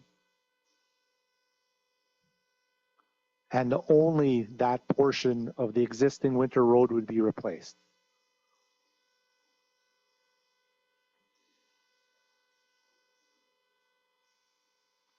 We're planning to follow the existing winter road routing to minimize new disturbances to wildlife and wildlife habitat, and to take advantage of the existing bridges and infrastructure that's already a part of the winter road.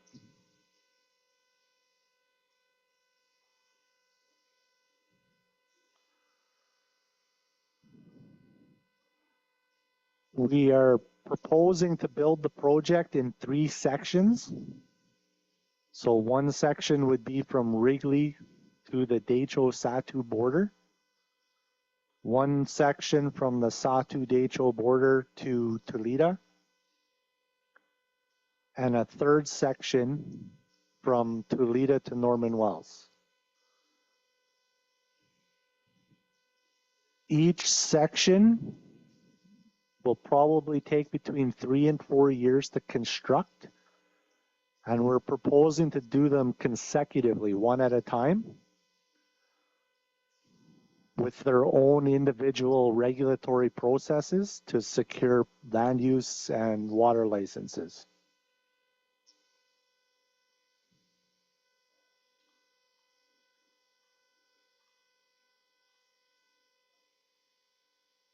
The specific activities required to construct the road include the mobilization and staging of equipment, fuel, and materials,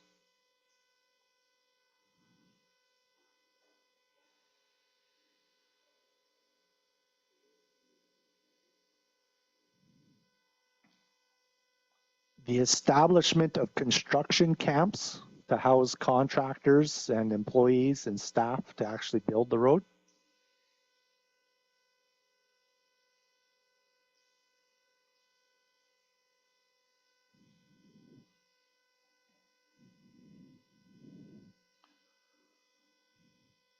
clearing and widening of the right-of-way to make the corridor a little bit wider than it already is as part of the winter road, and new sections that might be required.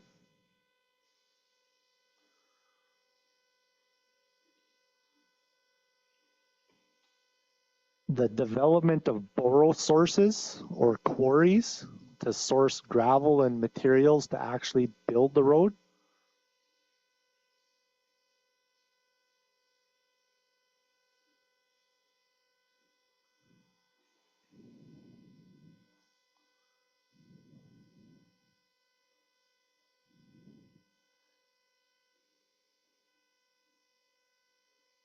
And will be required to use water both for the camp itself as well as construction and dust control.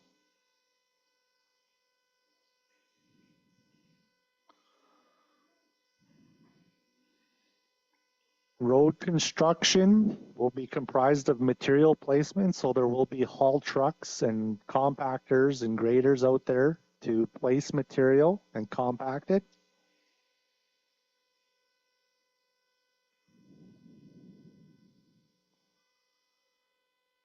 And while the plan is to use all of the existing bridges that are already in place, there will be requirements for new culverts or culvert type bridges in areas where there's need for improved water flow and to ensure proper movement of fish in streams and creeks.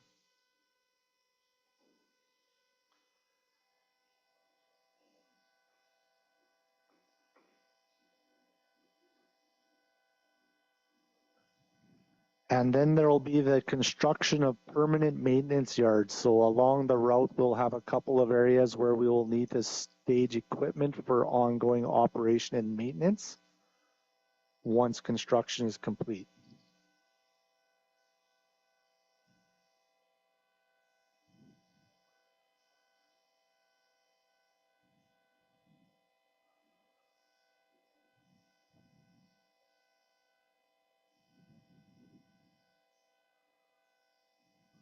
Next slide, please.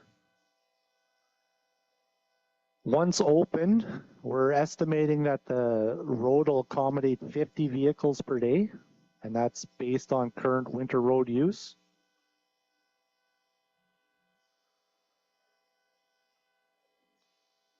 We anticipate that we will require 9 of the quarries that we use to remain open for operation and maintenance.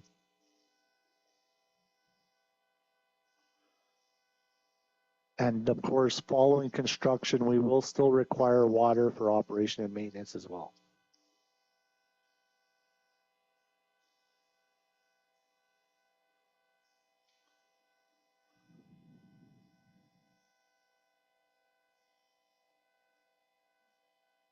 There's a lot more information specific to the project description, as well as the potential impacts of the project and our proposed mitigations and monitoring plans in a report called the Developer's Assessment Report, which we've submitted to the board and is publicly available.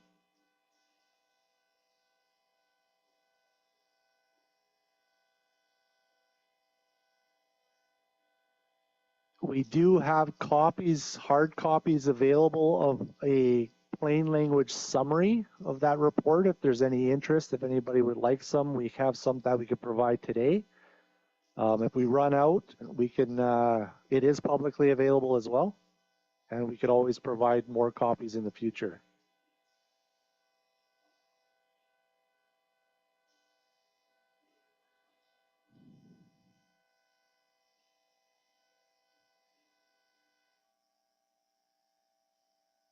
Thank you, Seth.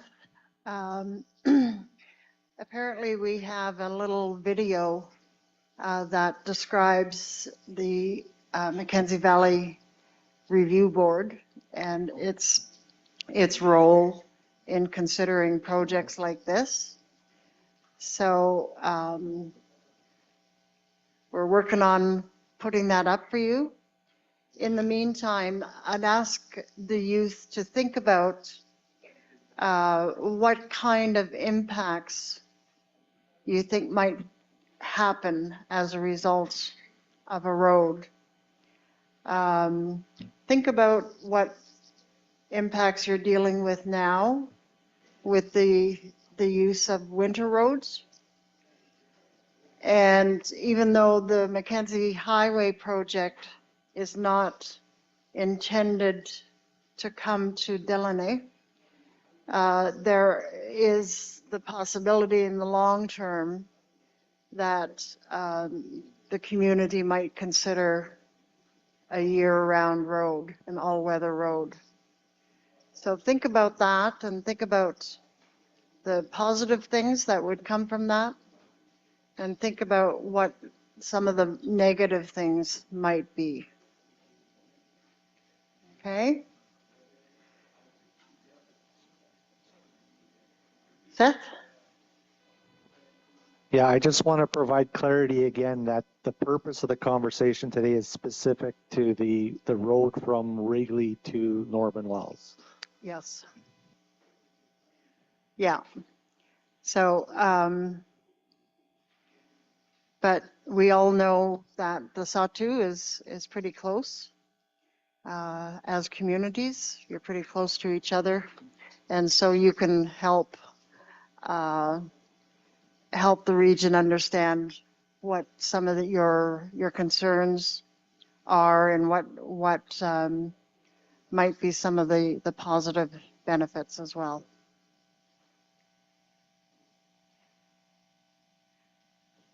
Ready? Yep. Okay, we'll play the video.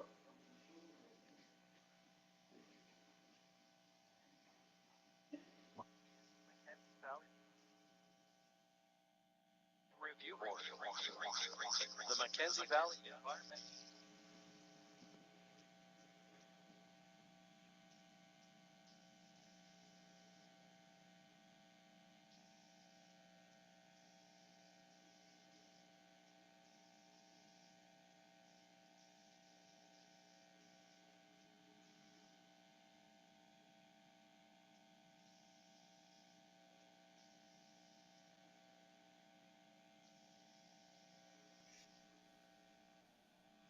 The Mackenzie Valley Review Board. The Mackenzie Valley Environmental Impact Review Board is the co-management board responsible for environmental impact assessment in the Mackenzie Valley. In 1998, the Mackenzie Valley Resource Management Act established the Review Board as an independent tribunal. The act resulted from completed land claims in the Northwest Territories. This legislation gives Indigenous people of the Mackenzie Valley a greater say in resource development and management of natural resources. Organization. The Review Board has 9 members, 8 of which are nominated in equal numbers by Indigenous land claim organizations and the federal and territorial governments. Each board member is appointed by the Minister of Northern Affairs. The chairperson is typically appointed after being nominated by the other review board members.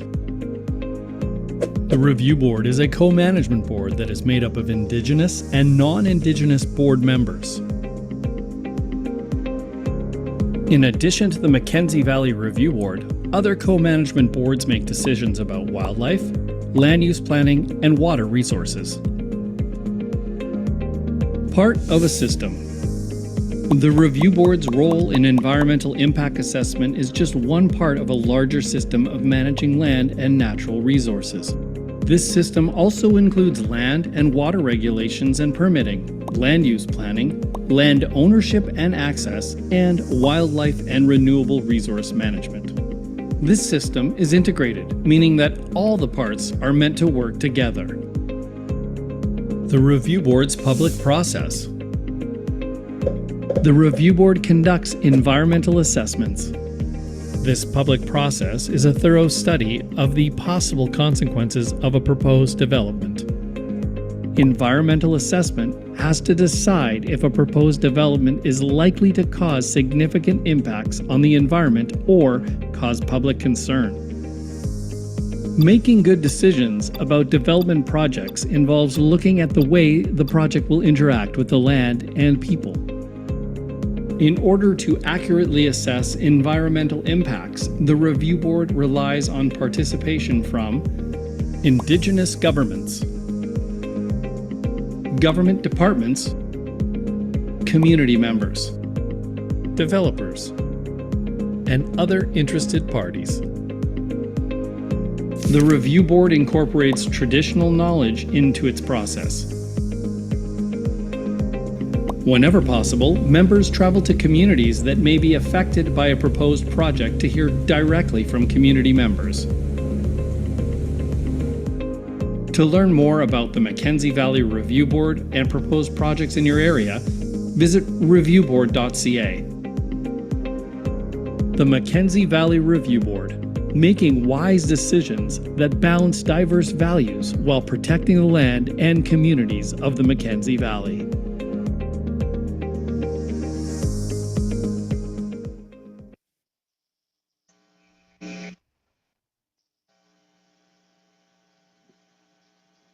We thought that we would just play that short video because sometimes when you see the pictures on there, you're more tuned to pay attention and to take a look at the pictures.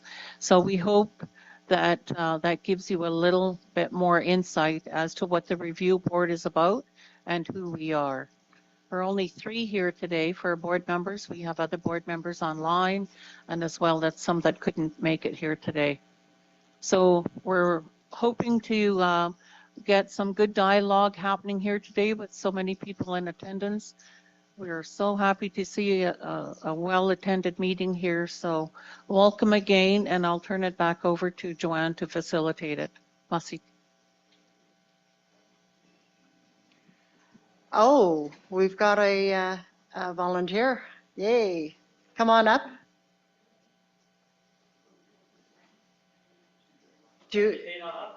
No. Yeah, please. The only reason we ask you to come to the table or speak into a mic is because all of this is being recorded, and so it's going to be on record. So every time you want to speak, hold your hand up. Donna will either give you a portable mic or you're most welcome to come to the table. Hello. Hi. Hi, my name is Landon Codican Scott, and I have a question about if you have any special concern about the proposed route, like such as impact and negative effects on the area and environment. On the land? Yes. Okay. There has been concerns raised.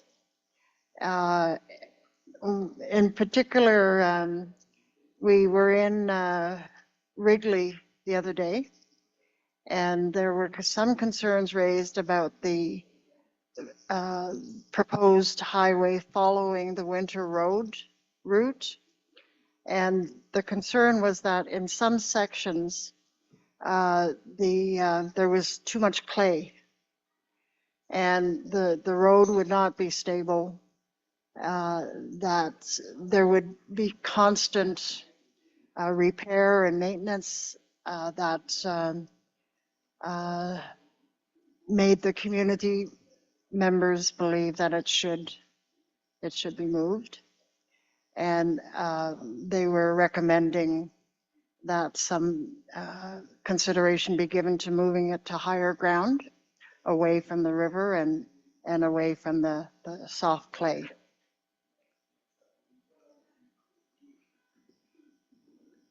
When I might just ask GNWT, I know that you've heard this through your engagements with communities, and if you could describe those working groups and how you're listening to the Renewable Resource Councils and others on route alignment.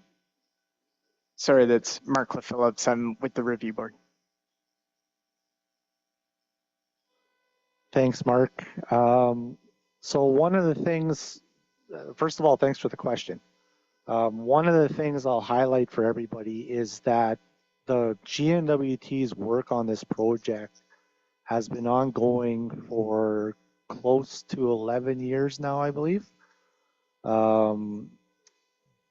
in 2018 is when we received funding from Canada to begin all of the field work and engagement necessary to inform the project. So we've been having meetings in all of the communities with Indigenous governments, renewable resources councils, public open meetings, one-on-one conversations to help inform the project design, planning, to better understand concerns that residents have, and then to develop management monitoring measures and plans as part of project proposal. We've heard concerns, as mentioned, about sections of the alignment. One of the things that we would highlight right now is, again, our proposal is to follow the winter road as much as possible because it's an already disturbed area. But the final design isn't done yet.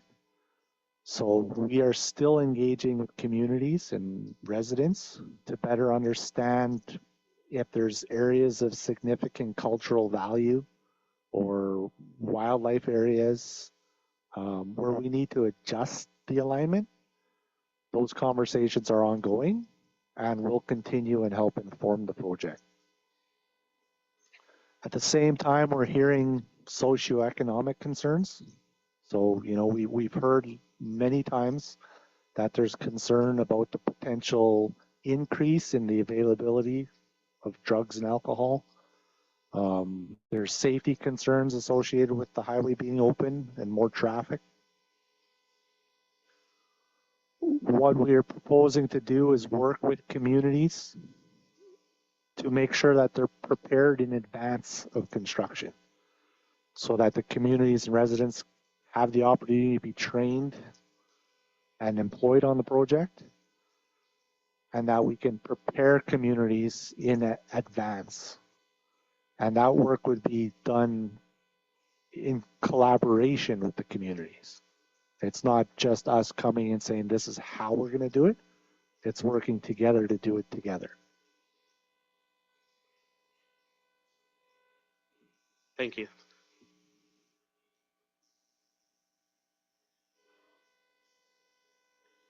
Sorry, anyone else?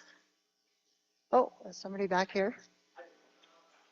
We need a microphone to you, please. Hello.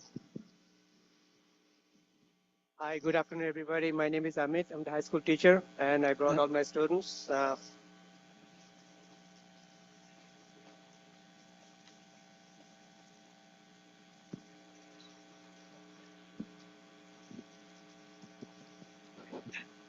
Better? Yeah, hi, my name is Amit, and I brought the students, and this is a great honor to be here, but I have a question.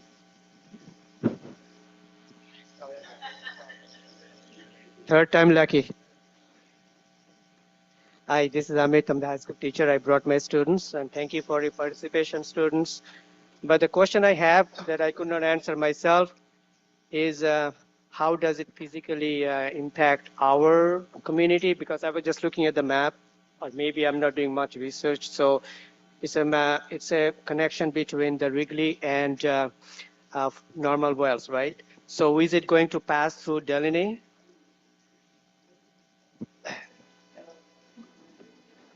Thanks for the question. So no, the project right now, as proposed, would be from Wrigley to Toledo and then follow the valley up to Norman Wells. The winter road from Deline would still connect to Toledo. So we would not be proposing all-season access to Deline, but that doesn't mean there won't be impacts in Deline. So for instance, by replacing that portion of the winter road with all-season access, there's the potential for, again, more traffic coming up and down the new road and the staging of materials in communities so that when the winter road does open into Deline, you don't have to wait so long for supplies and materials to come from the south. They could potentially already be in Norman Wells, Toledo, Wrigley along that alignment. So there's shorter distances. There's also the potential for the winter roads to be built. Again, they're not reliant on the southern portion of the road to remain open. You'll be able to get into Norman Wells, or not Norman Wells, so that the road goes into Toledo. You'll be able to get into Toledo regularly, but then you'll be able to get from Toledo south without the disruption of the winter road due to climate change. The reason I ask a question is, what is the potential impact on our transportation leading to a reduced grocery price? That's a question that asked me to pose this question. So hopefully something happens, something possible happens that it is good for us as having a good impact. Thank you.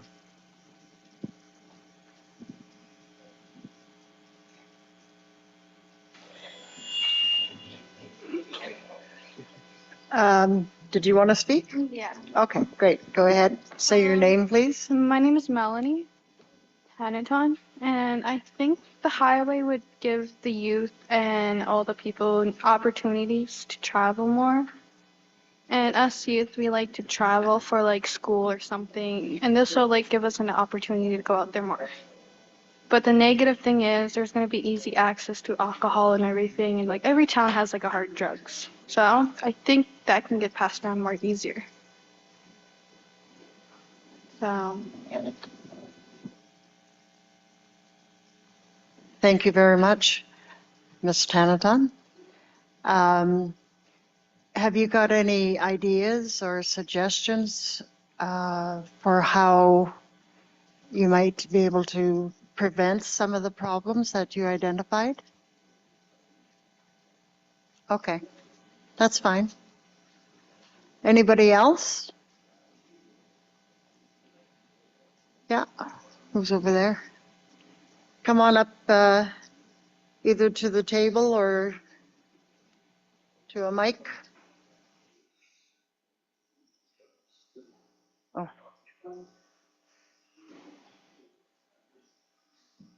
Hi, for the record, my name is Douglas Dillon.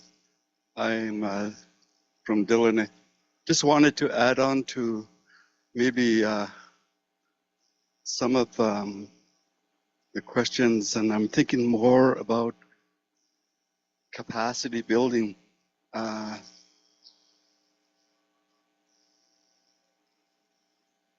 Deline, people from Deline, they work on the waterways around here and are the best land-based, skilled outdoorsmen, and I thought of a few things that I think they would benefit from is capacity building, especially working around the waterways.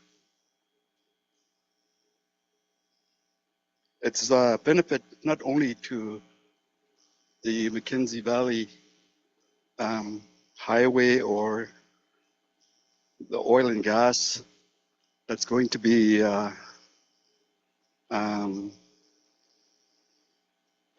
may have potential happening around here. So, and the benefit for Deline themselves would be to complement the already existing Grey Goose Lodge, and they are great on the water. So I don't know who would decide on this, but I think that discussion around that should be had to make sure that we get employment out of this, and think about long term. If we could get at least 10 out of 20 people that participate certified to be a captain on a commercial vessel, it would be a benefit to them and the community in the long run. And there's a lot of water activities happening around Great Bear Lake too. It's a complement to what is already existing and what is going on. So I just wanted to bring that to the top and see what happens for Dylan, for the young folks here. Thank you.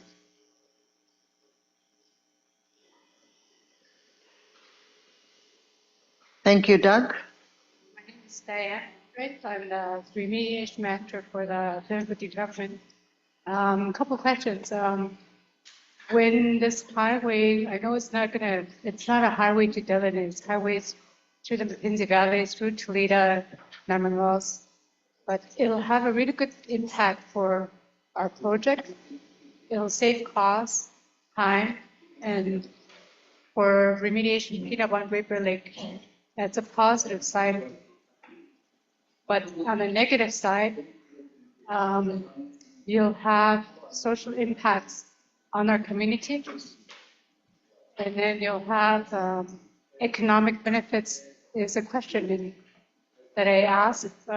Will we get any benefit, any economic benefits to Deline, even though the community is within 2 hours away? So that's my work. So that's a question I have. And then on a personal side, I live, I'm going to say my language, Michael can cousin. Sinechuna kwesit sakun takunta. Tenekun takun tenen zoko otiniwa. Ayunet. I come from here. We want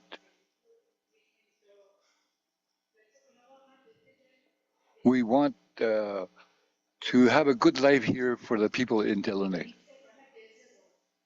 But if they're gonna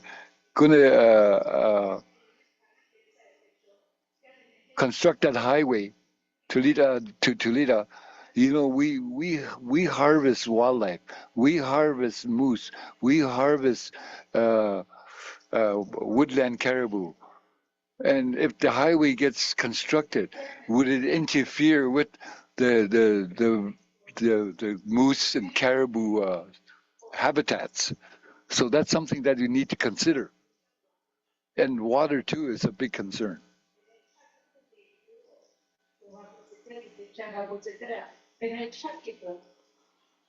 We have to talk for our young people, our children, those little ones, for their future. That's what we have to do. If once we destroy and damage the land or water, you can never fix it. You can never. So this is where we need to collaborate with the board, collaborate with the governments.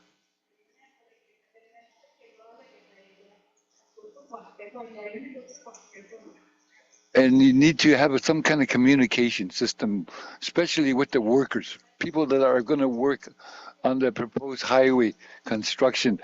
They have to be consulted. They have to be told what's the whole thing about the highway. Us too, we like to go out on the land. We like to pick berries. From here to Toledo, that's sort of like an area where we can collect berries. But so what's going to happen to the berries if the highway construction begins?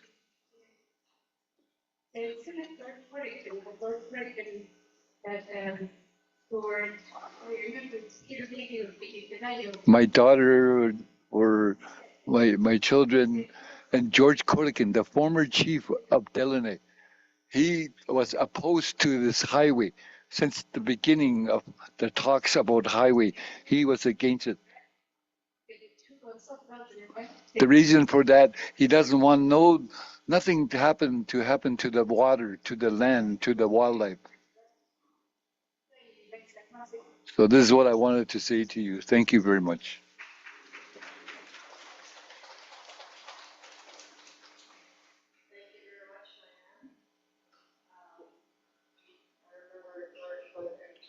Kat George Corlican Kereshwari.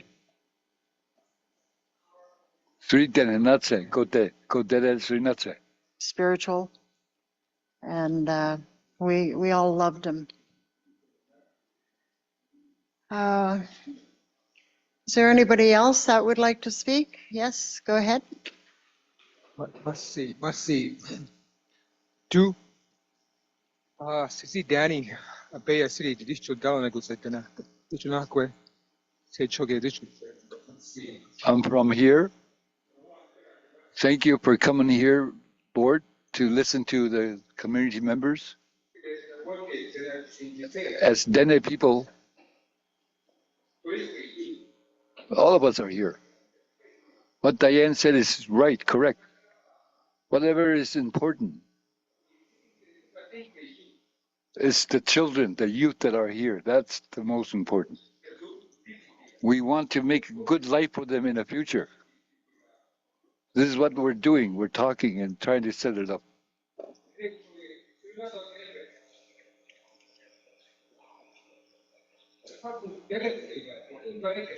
We don't want nothing to happen to our children, our youth.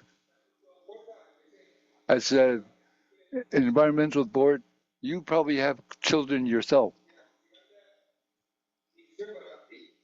You have to really think about it.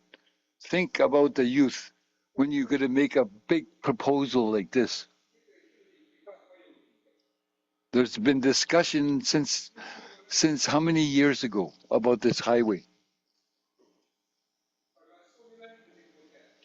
Sometimes we don't really know if we're getting sufficient information. Example is the exact construction. How are you going to go about it? You need to prepare a plan, some kind of a regarding the highway. That's the only way. Once you prepare a plan, then that's the way to proceed. If not, then it's going to take 10 years to construct. Don't know what's ahead of us. We don't know.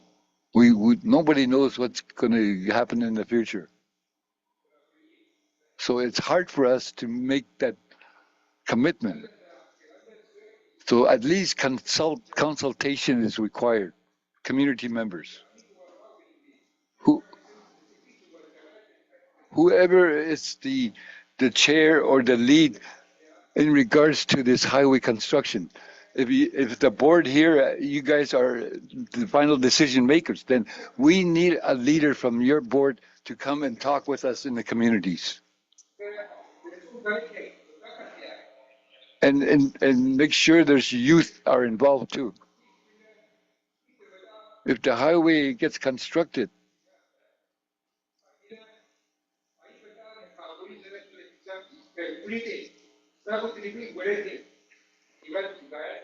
we need to have a plan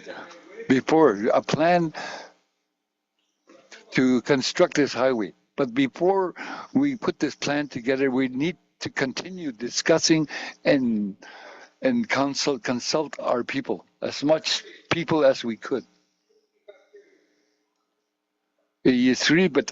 All the things that go to the highway, we know the effects of roads. Then it's on tagi kagide. Ilo di kwiligide. Une ilo di could go on peyason. He says, our elders said this. The highways, the winter road are the reasons why a lot of our people did not survive.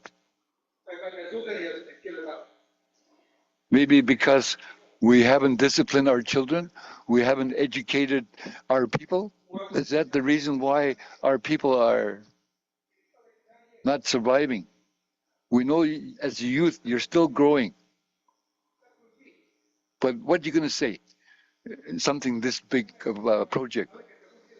They haven't even started working yet, these young students. We need to prepare them for the future, their future. We have to make sure that it's all in good order. So we really need to think about this before the actual construction of the highway begins. This is a very big project that once you approve this highway, you got to have funding available to construct that. Plus, you have to consider the youth, the impact on the youth. They might have mental problems, maybe worried about this situation. It's up to you as a board. You need to deal with this issues, just like you said in Wrigley.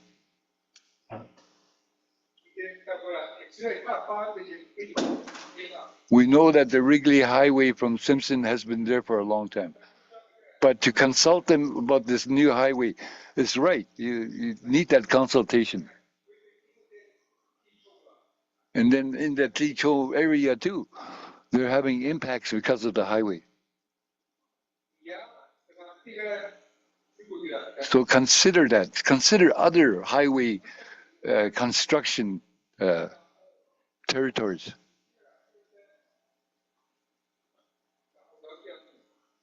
You have to do it right. You can't make mistakes. You can't forget anything. If you don't do the report right or the assessment right, then it's going to fail. We don't know what's going to go, what lies ahead of us. And this was in Yellowknife. They were supposed to create an oversight committee. So maybe that's something that we can look at. It should be in the this highway evaluating this highway.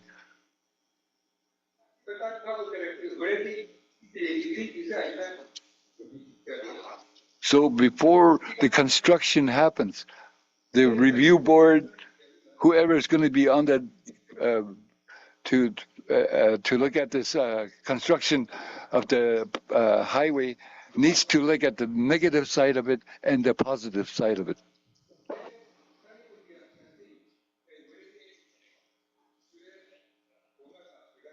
So before your final decision, really think about it. Think about this project. We need to collaborate together.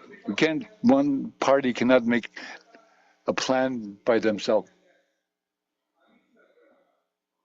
If this thing fails, what happens? Who's going to take in charge? Well, if this thing doesn't go ahead. So those are the things that we need to consider. We need to continue good consultation meetings like this. Look at our school. Pitiful. It's just really poor building.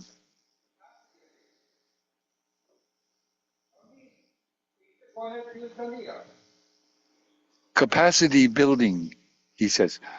If they're not educated, they didn't finish their education, then how can you build capacity? So this is something I wanted to say. Thank you very much for listening to me.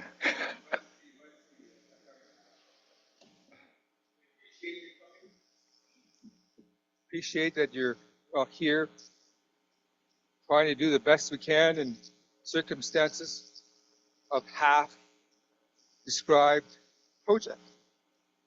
I'm not sure, it's up in the air, I heard from the presenter.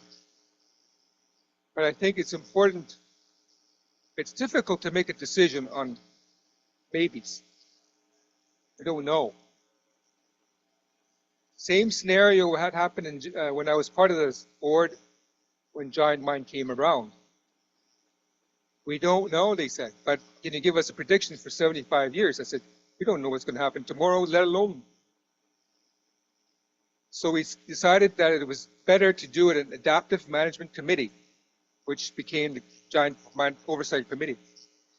And I think in this case, it's such a huge, Diane mentioned it, we're talking about eternity here. We're talking a long time.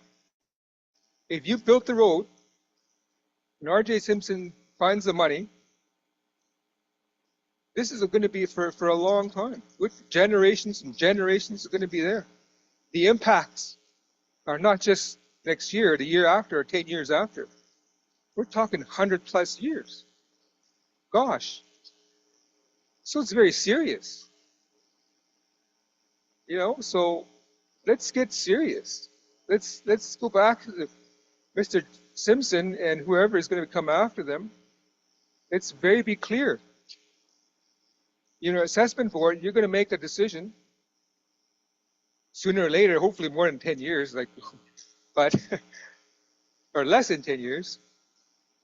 But you know, it's important. I would say, you know, let's put some let's have some responsibility. Let's take some ownership.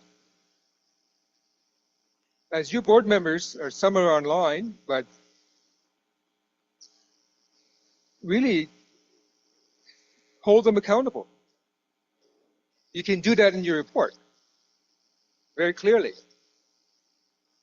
Make it very accountable. Somebody's got to be accountable. We have too many people are not taking responsibility for their roles. They're taking the easy road out. That's not right.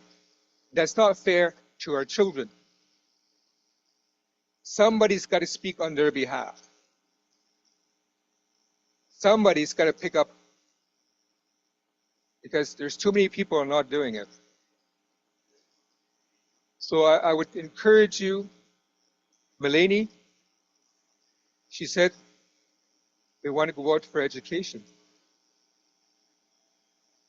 So these board members, it will be helpful to have somebody here at least answer her question. How can she still do that and still have a highway? And the elder saying no road. So I think there's probably ways you can mitigate these measures, mitigate measures, recommended measures that will be able to help realize her dream of getting an education. So that's just more than just biophysical. Gosh, it's just not more than piles of gravel. Gravels and stuff can be replaced. Animals can be replaced. Our children can't be replaced. Once they're gone, they're gone. Not only themselves, but their culture. So how do you slow it down, or how do you not make it worse? That is, for me, a key part of this decision that you guys will be making. How do you not make it worse? So I want to give you some food for thought. Anyways, as you travel the other communities, it's probably going to be the same stories. But it's important, I think, is our children. There's more of them coming. They're unborn, they're coming. You're making a decision for them. For them. And thereafter, again, more coming. So I'm glad that you came here and listened to my venting. Sorry, but it's important. I think when I saw these children here, I have to say something. There's no excuse for me not to sit back. I have no excuse. I'm a dad. I have kids. But I have to speak up. I have to speak up for what's right. I will never forgive myself if I didn't speak up. It's one of these young people. It's a tragedy because of the road. We know what happens already on the winter road. We want to talk about it, but it is a reality. And if the winter road is all year here, what are the impacts? Can you reverse it? Can you reverse the impacts on our young people? If it's reversible, great. Build it. But if it's irreversible, if you find a way, you found a way, gosh, go for it. But make it part of that whole assessment. Make somebody accountable on that report. So thank you for listening. Hopefully it made sense. And thank you for the kids that are here. And I wish you all the best in the rest of your journey. Message.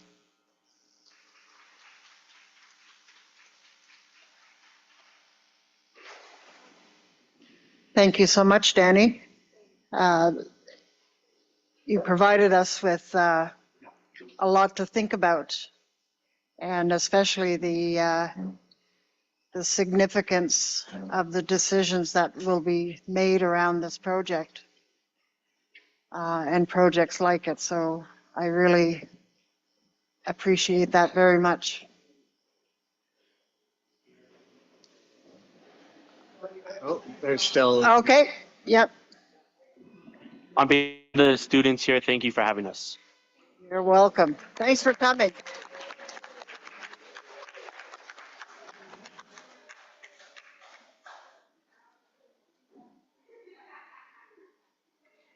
I don't want you to leave.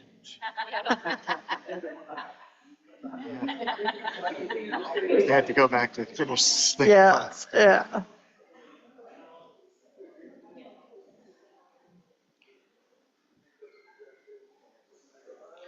Yeah. Do you know who else? Do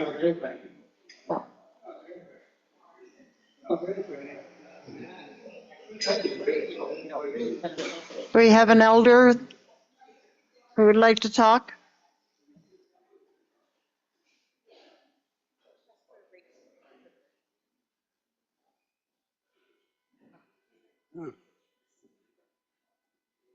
Yeah, my name is Charlie Nayali. When I'm listening, yeah, yo ni esta, utilizarse, ayuda esta de,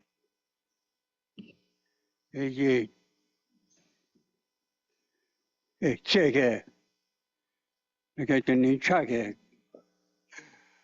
Charlie caught me off guard. He started talking in Slavey and then again, and then he changed it to English. So, and now he's back to the language. He's talking about the youth. How will they get informed?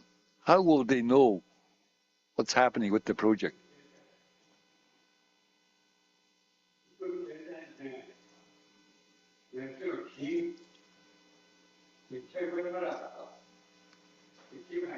He says the land that you propose highway is like it's all cut up, like a cut up caribou skin, moose skin. It's like that.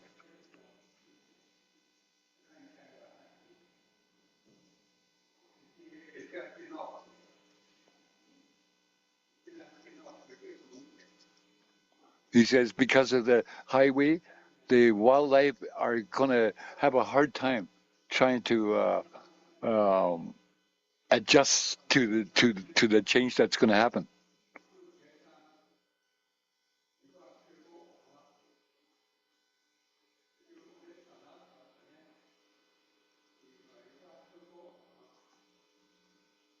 He says the oceans. There's oceans in the Atlantic Ocean. There's an ocean at the Pacific Ocean. There's an ocean in the Arctic Ocean.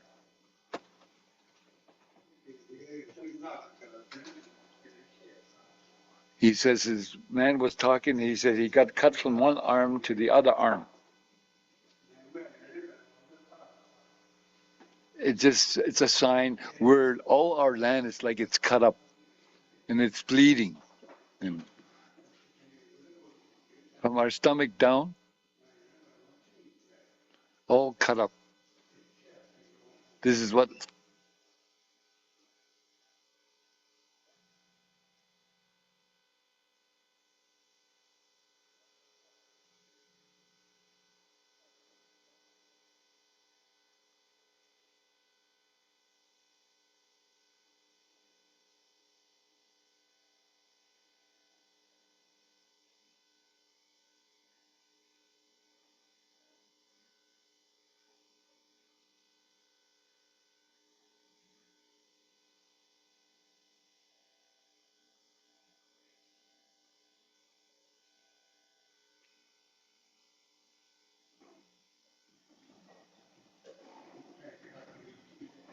the elders have said in the past.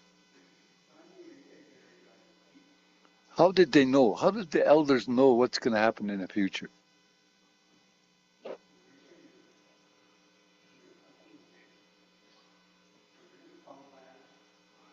Talking about Canada, Newfoundland to BC. It's all cut up. All the land is divided, cut up and squared off from Newfoundland to Canada. Once these lands are destroyed or interrupted with, it's hard for the land to revive itself.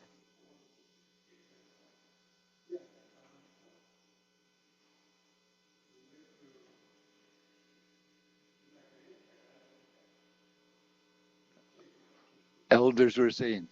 These developers, there'll never be the end of them. They will continue to develop way into the future. This is what the elders have said in the past. It's going to happen all over our lands. In the future, the elders have said,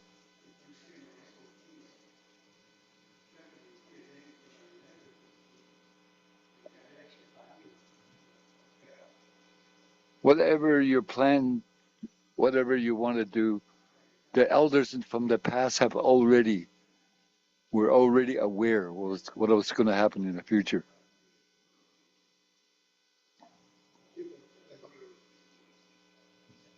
Our people in the past, even though they had no resources, nothing, tools to survive out on the land, they survived.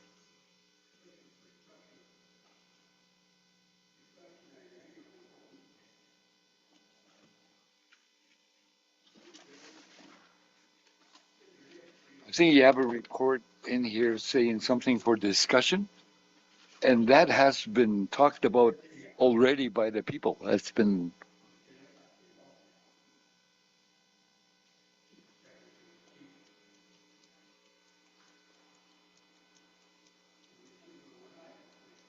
I think the elders have known that this highway was going to happen, and it's going to have an impact.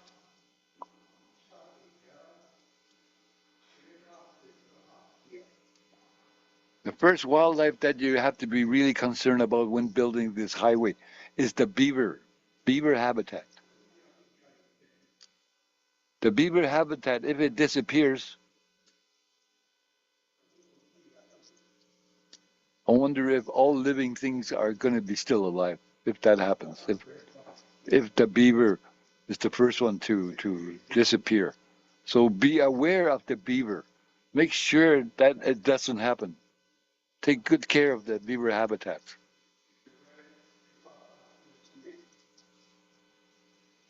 But once you do that, then you'll find answers if you show respect. But then again, our land has been exploited, contaminated. We have a lot of areas around Great Bear Lake that's been contaminated by miners and mining.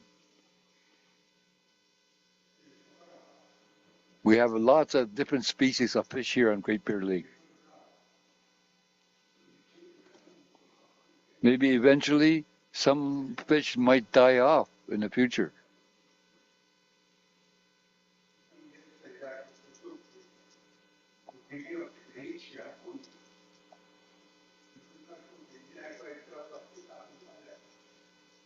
He says in the future, our young people might get angry because of the disappearing of wildlife, fish, etc.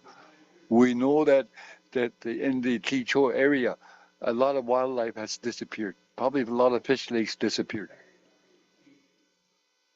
And it's going to happen if development happens. This is what the elders have said in the past. I'm always listening for advice. I'm always listening for elders, what they say.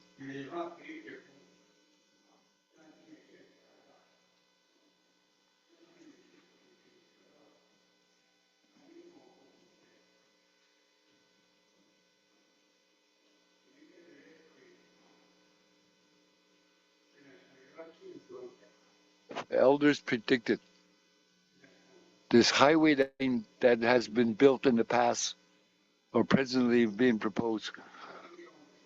The effects of it is a lot of people will perish. Even the highway that are around today, a lot of people perish because of that.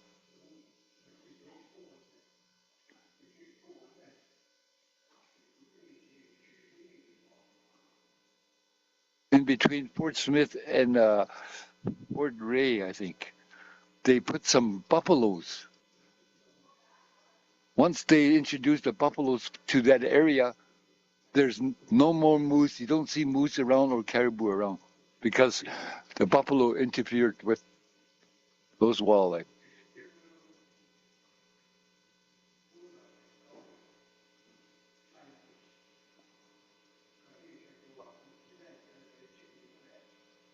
When elders, they say something, when they predict something, the non-indigenous scientists and researchers don't believe our elders.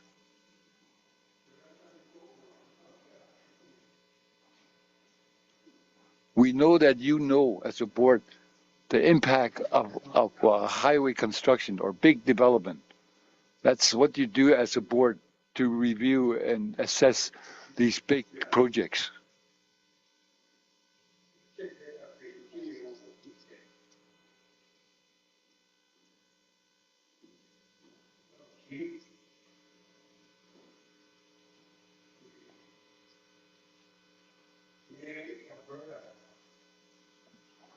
Elders have been talking about this for a long time. Now, look at Alberta.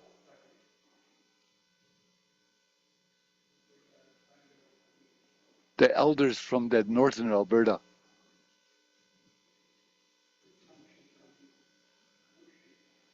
He's naming all these communities in northern Alberta, the elders, about the changes that happened to them they were talking about.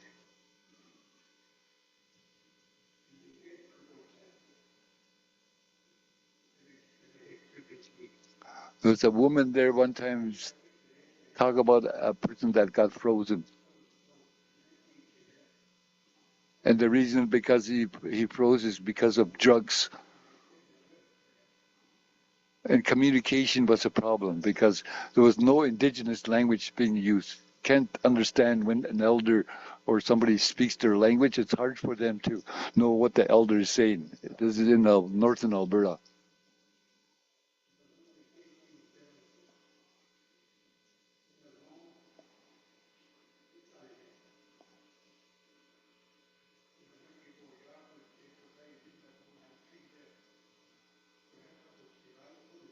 We know our youth are facing major problems in the future.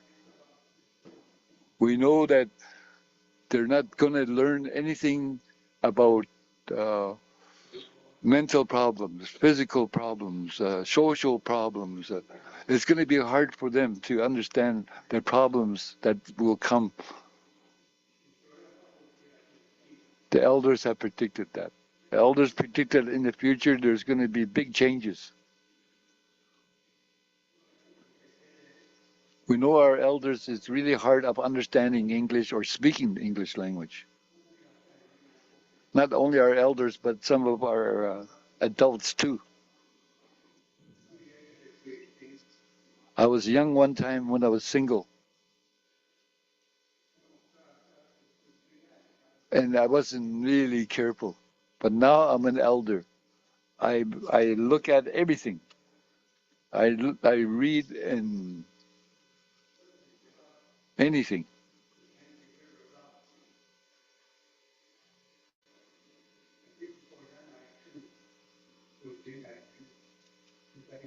This highway construction, is it going to heal the people, their mind, their soul, their heart?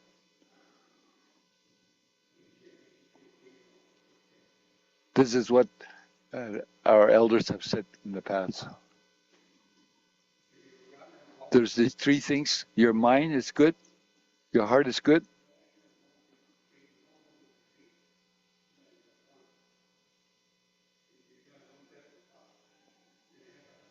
if everything is good with us, our way of life would have no worries.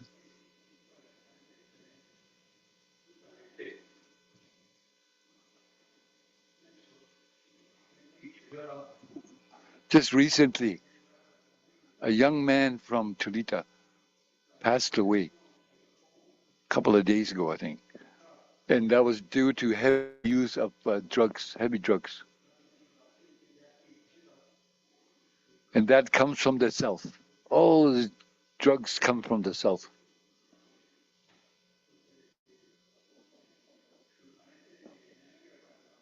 Look at all the water that's available on our land.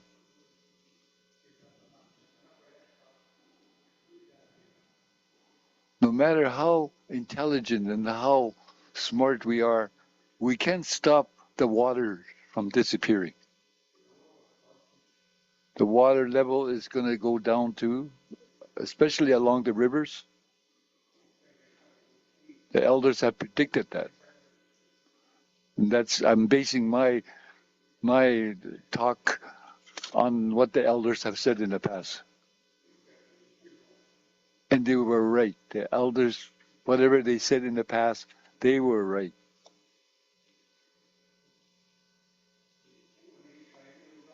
Look at the road now, from here to Wrigley. The elders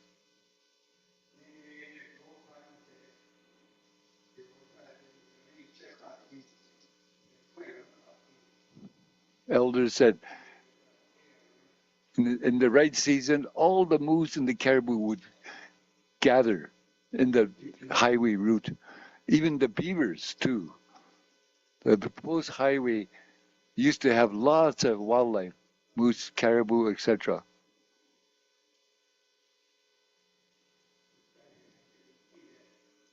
And money was the main objective for developers. This is what the elders have said.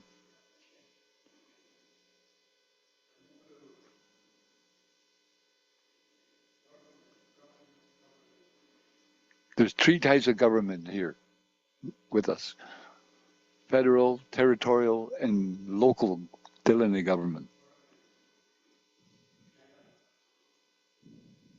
Ottawa is talking about they have their own rules and policies. Might be a problem for territories. Territorial government too.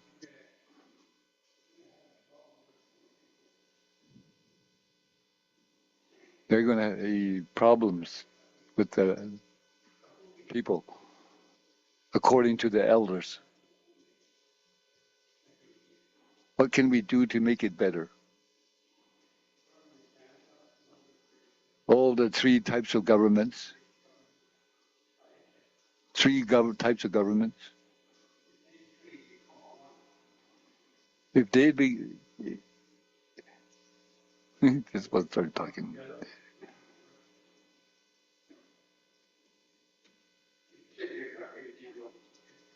This is what our elders have said in the past. You must have heard a lot of good proposals, or we want all of us to become one mind, one way of thought. It's really hard these days. But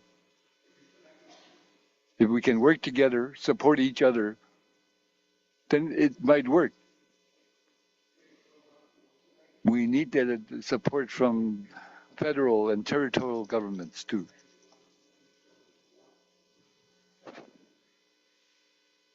Just like our mind, our soul, and our heart becoming one. This is what we need to do with federal, territorial, and Deline government to become one.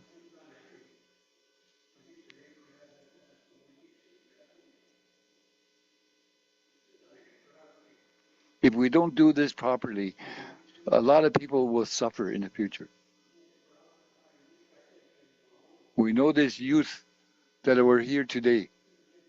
Once that highway gets constructed, they would be of age to drive their own vehicles on that highway.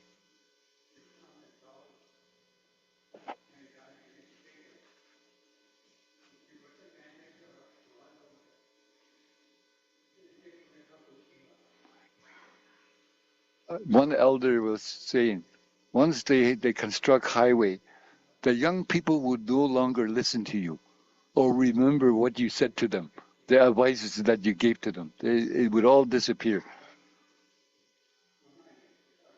So this is something that I was thinking about. This is what I was talking about.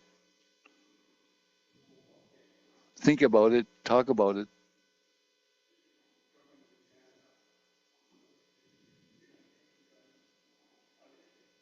Three governments.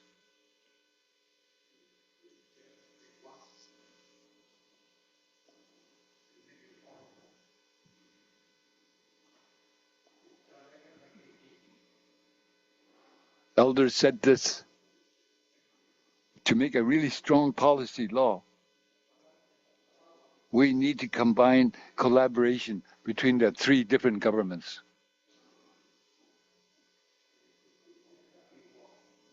When they took that uranium out of Great Bear Lake,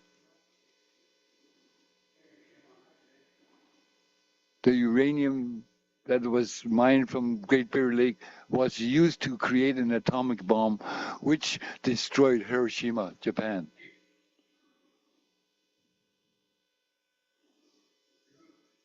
So we have to take good care of our land, especially with the uranium. Three things. If we can control those three things, we can become a very strong organization.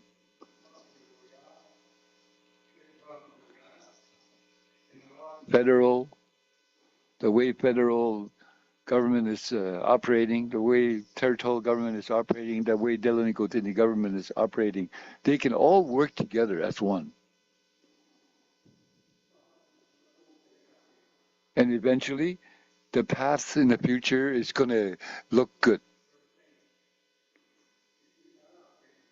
Once you finish your meeting and go somewhere else, we have researchers and scientists available. Maybe 4 resource people, maybe monitor and assess the habitats surrounding that highway, proposed highway project.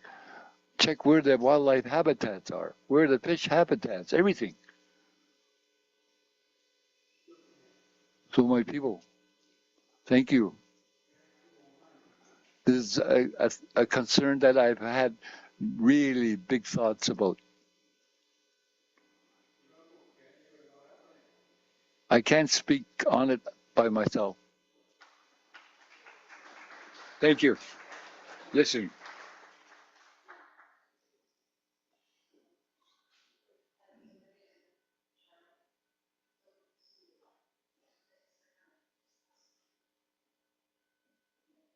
Great.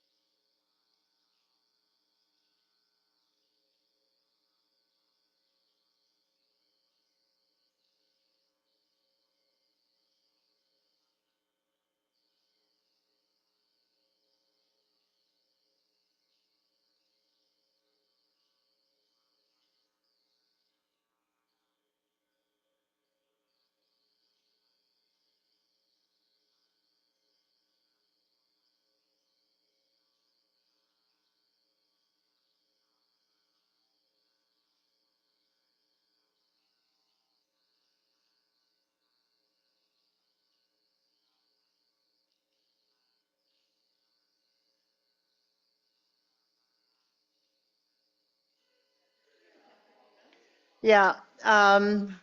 So if we could come back together again, please. We will be losing Michael, our interpreter, in about 20 minutes. So we'd like to ensure that everybody who wants to speak up has a chance about this project. I see we've got a couple new people in the room. Charlie. Amis Wekwe. Can I see that? Your feelings about and your experience with growth, and your experience particularly here with the road. We want to help create a more comprehensive understanding of what to expect with the Mackenzie Highway project, even though it's not coming to Deline. We can learn from what experience you do have here with winter roads. So any comments that you have, any questions that you have with the proposed road extension from Wrigley to Norman Wells, would be happy to hear those comments.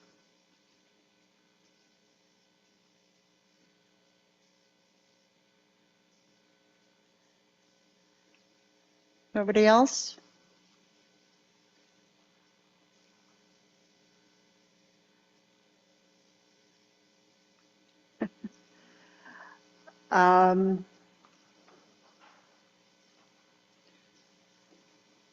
Is there anything further that you'd like to say, Seth, after hearing from the community so far? The first and foremost, again, I just want to thank everybody for coming out and for hosting us. I do want to reiterate again that this is not the last opportunity to be engaged and help guide and inform the project. As a project team, we continue to work with communities, Indigenous governments, other organizations to flesh out and plan for the project. We have upcoming engagements planned specifically around the development of community readiness strategy, as well as work that will be required to help flesh out and inform our wildlife management monitoring programs. So we will be back. If there are any questions or concerns about the project, we have the SSI liaison office in Norman Wells, manned by Todd.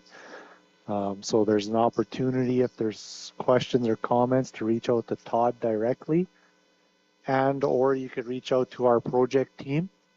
We're happy to field questions and respond at any time. And again, our goal is to make sure that we're delivering the best project we can deliver for residents, communities, and the entirety of the NWT. So again, thanks for hosting, thanks for having us, and feel free to reach out at any time.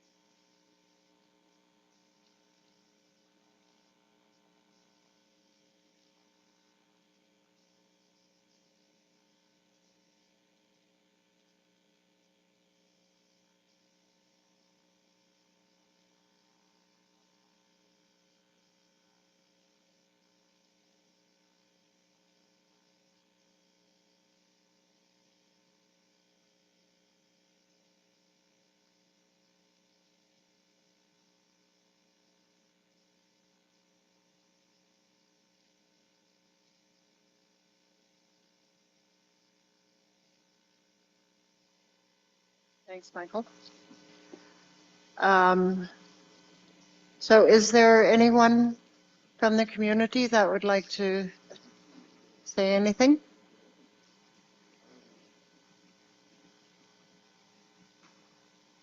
We've had a really good cross-section of issues discussed today.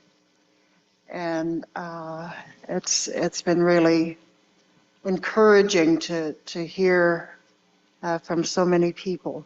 It's been wonderful. So thank you for your contributions.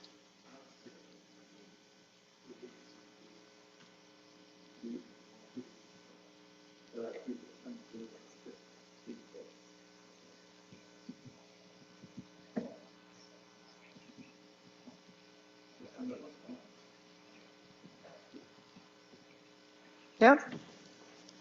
Come up to the table if you like.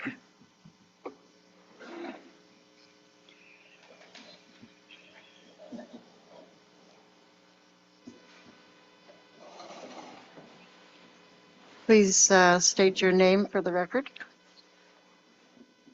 My name is Tracy Modest. I'm from Deline. And I heard that Deline is not going to be part of it. But my question is, are you planning to get them involved in the future? And if you are or planning to, how are you going to do this, like approaches?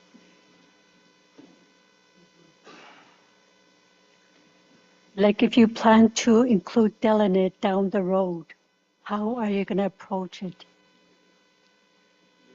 As a board?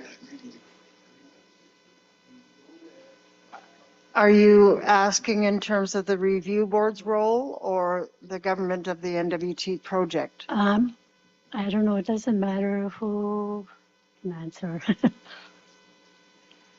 Okay, we'll ask Seth to answer.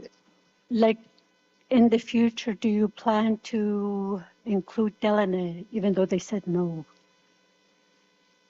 The proposal, the current project does not include Deline.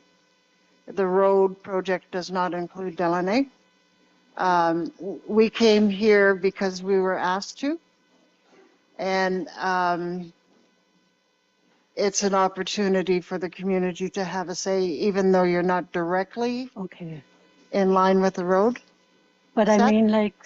I mean, like say maybe 10, 20 years down the road after it's been built, like, are you planning to include them? And then if you are, like, how are you going to approach it? Okay, I'll ask Seth to address that question.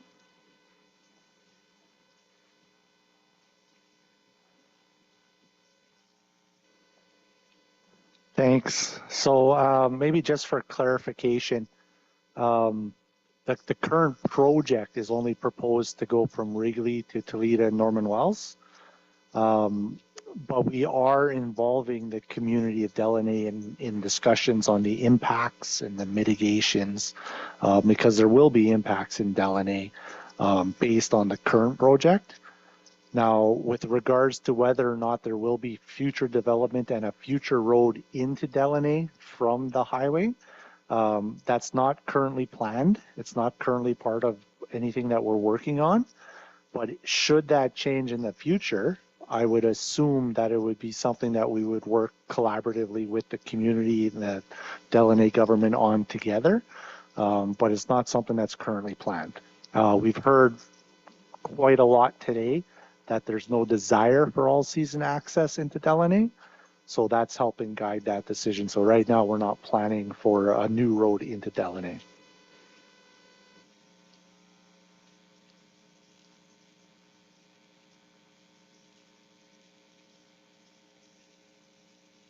Thank you for the question.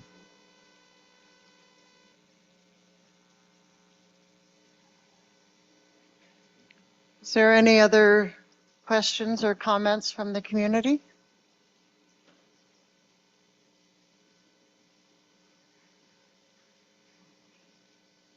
Thanks so much, Tracy. Thank you. Okay. So we should let Michael leave now so he doesn't miss his plane. Thank you so much for your services, Michael.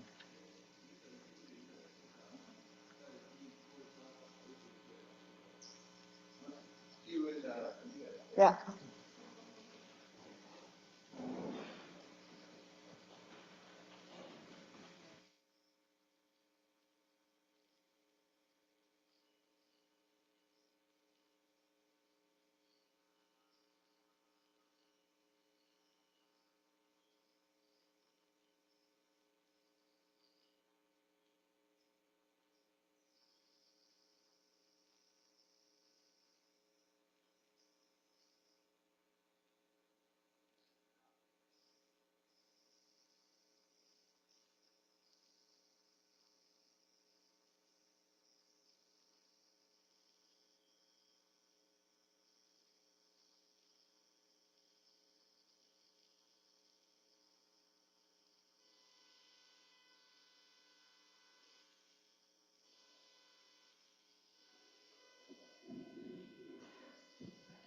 Good afternoon.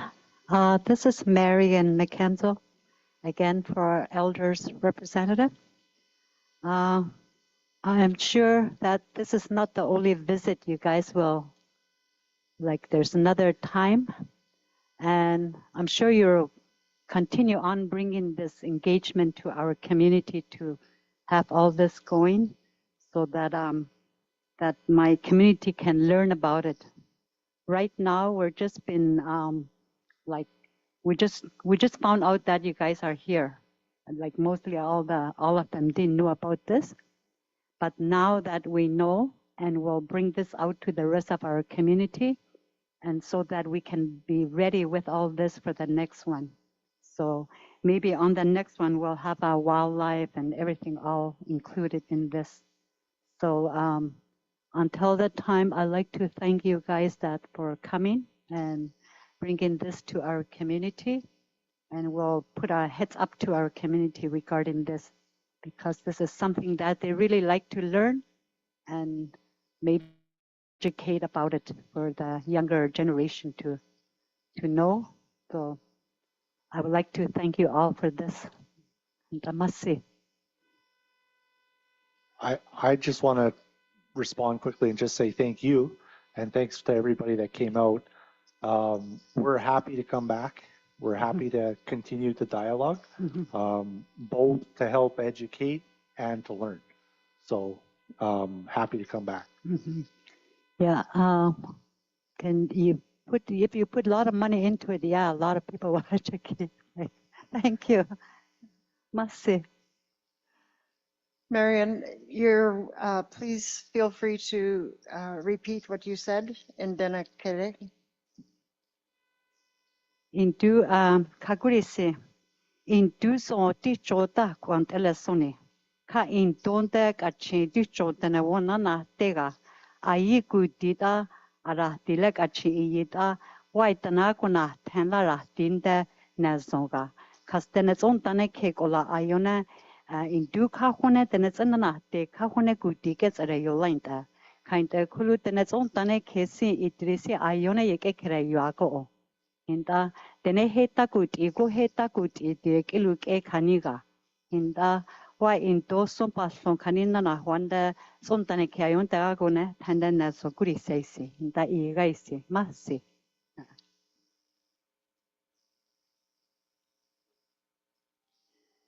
Masucho. So, I'll check with Joanne to see if she has any final comments before we wrap up.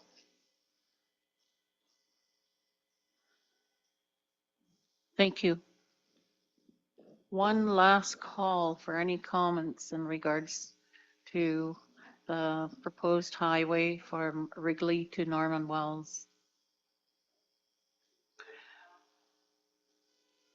Into no Delanik a chikanari siati.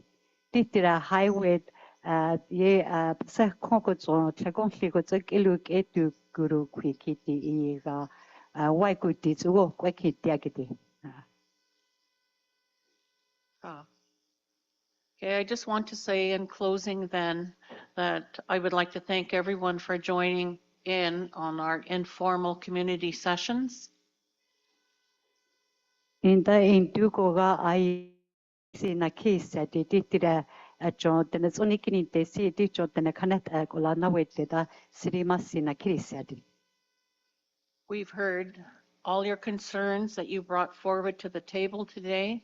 They are recorded, they'll be recognized, and we thank you for the insights and all the expertise that the people of Deline have shared with us, including the youth. Inda indu tena si a ka siri kuti lo zi wing kwed. Ka ayona tena ke takini wenda ayona pelozo ku kinte da isi ayona la tak e tewe la la sadi. Isi ayona pelozo kuti na ke kuti zi chwedi. Inda yikola ayona kozo siri ami yek e kuinte si siri na zon ayona peke ayona yala kutak achi yekwe kwa na zon yek e kwa na keta. Inda yiga ayona masina kruset. As was said earlier, there'll be more opportunities for you to voice your concerns or anything else you would like to say in regards to the highway.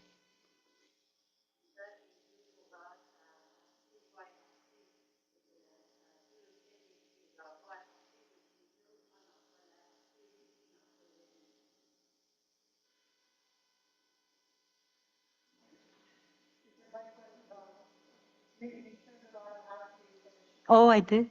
Oh.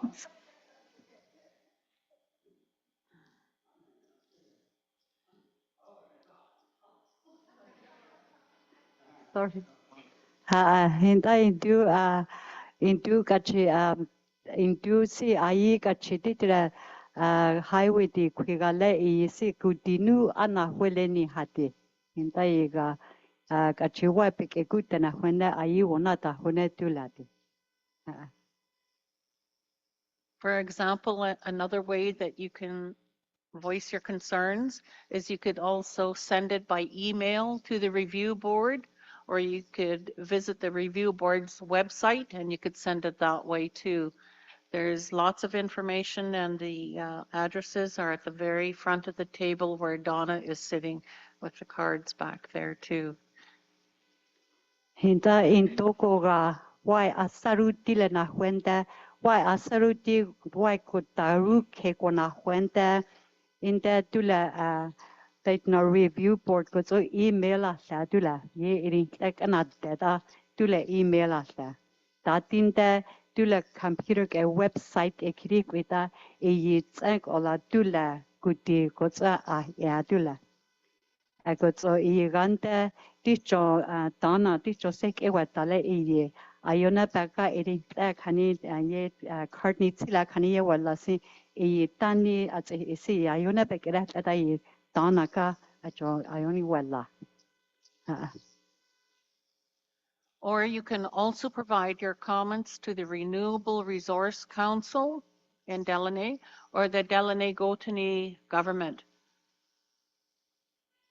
In the way taru kena hwene dicho tena kontrase renewable resource ikola kuti nana adula hinta titine yaketa so dicho kawe doke DGG iko office ikola dula so kuti nana adula.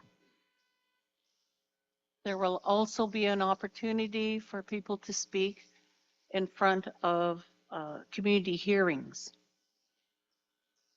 In that in donda dula community hearing na good enek ola dula na kina hara good na hwenek ola hara kwa ta dula. At this time, I would like to thank the many elders that came out and spoke at the table. We are grateful for the information that you have shared with all of us. Masi. Inda induko aka oktaso aka dicho na wete aka ayoneku kutis wenko ayoneku kinta. Inda siri kutis inchuda siri masi na kirisi ayona masi na kirisi adi. We would like to especially recognize the youth that came out today at least they heard a little clippet of what we had to say and saw the description of the project that's on file so that they would have a better understanding for the next time they come out to meetings. 그래서 신시시리 인투디죠. 배터랏 일라자시 좀따네케 이린tlek 호그 좀따네케 아조니니 데시 아카디죠. 아시 아따그 데조 다가키 추. 그저 얘가 아저 컴퓨터 카니다에 인리추 카니다왈라 이거라 아카야 자키 추. 카인데 쿨루 같이 인도 같이 카니나고 온데 시리나존 와이에 깨그래요가. We would also like to thank the chief for his opening remarks this morning when he came out and addressed the government and as well as the review board. Mussy for his comments. 그저 인도나 칼레신 때나 까웨 때나 콘타 까웨 chief 때니 그때 queen 때디 다카 이세 이거라 아요나 마시구 때디 티트라 저 때는 쓰니끼니 때 GNWT 해고서 review board 해케 아요나 카야자 그티다 고체 queen 때다 카 마시 이 쪽에 골라 보즈 윙과다 마시 하디. The review board would also like to thank Joanne Barnaby to help facilitate the elders meeting here and the gathering here today. So Mussy Joanne. Hinday tira review board gola Joanne I gola tena what's on it asiga two which are kaniko ke watase I gola sirimasi kiti I gola tene het hintala intada and up masikiti. We're forever grateful to Michael Nayeli for translating for us, and he had to leave, so we're grateful to you too, Marian, for stepping in his shoes. Hinday dude nakalagozo Michael dicho latatin ta kind of kulukachi latatiga klana diri wida it Michael sisiri masiki daddy. Agozo Michael kara tada bat asisina guya tada indu tada masi sikiti sinegola da masi. And also the Renewable Resource Council for the great job that they did in order to get people to come out and put notice out so that people in the community would know that this meeting was happening. In the renewable resource gola masiki daddy. I got other dicho tene kanet eringwe. And I see the good deed, ye good deed kaguti dicho kani miri na good hati irin kayone keri agola. I got to in it tene ye Facebook kani kola kain lalane hindasiri masiki daddy. And we wouldn't have a successful meeting if we didn't have good food. A way to everyone's heart is through good food. So Mussy Cho to Caroline Yukon for feeding us well. Masati titi kola siri asi siri na zonsha chayati hinta yegara siri na zonta pagara miri na zoko tere huelain ta penazota hati masi hati Caroline Yukon. I just want to say Golo et the kanezu, and in Slavey that means it was good moose meat. Didn't take at the daka penazon ego the daka kaninte in quenazon dahati.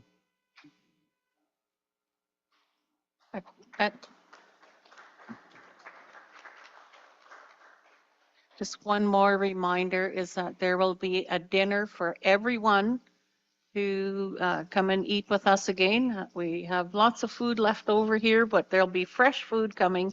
So everyone's into a community feast at 5 o'clock. And Damasya indu kachit kakachit sola sajenda kachit pena yada awa kona tute tenzaka huertinizi sha ya tula. And that's sola sajena kachit pena na ya. Indu kala ata shawella da. And that why do take a rahwana masi. So when closing, I would like everyone to stand, and Charlie and Nayeli will say the closing prayer. Inta intu kat intu kutada intu ayone katsiri tiga. Inta Charlie tanak akwe ya tiga. Mas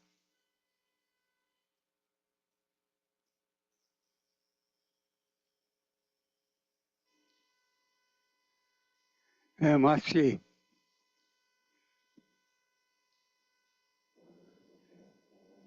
Masi ka. Ete ko ya ke tasani wen. Ka yongo ko tinte. Asi ko na zo tasani wen ko ga. Ko ga ko tinte sin ko kene ko ne masi ga. Itu se tanza ka routine. Well, again, we said a Lord prayer together. Ita be yagola tanu te be sit out here content.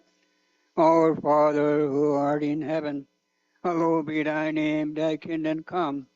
Thy will be done on earth as it is in heaven. Give us this day our daily bread, and forgive us those who trespass against us. And lead us not into temptation, but deliver us from evil. Amen. Jesus, in your name we ask you, Father, send the power of your love, and bless our mind and our heart and our soul, and make us your true children for the love of my Father in heaven. This will be done in your will. Amen. God bless you. Mati. Sicho.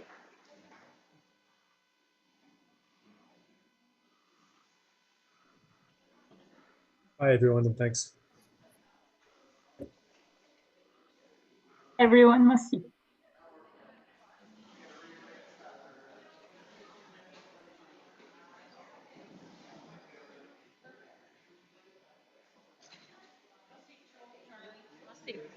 Masi Cho. Church. Yeah. What you was on that? Joey. Joey. Where you from? Fort Liard. Fort Liard. Fort Liard. Yeah. Joanne Danaron. Yeah.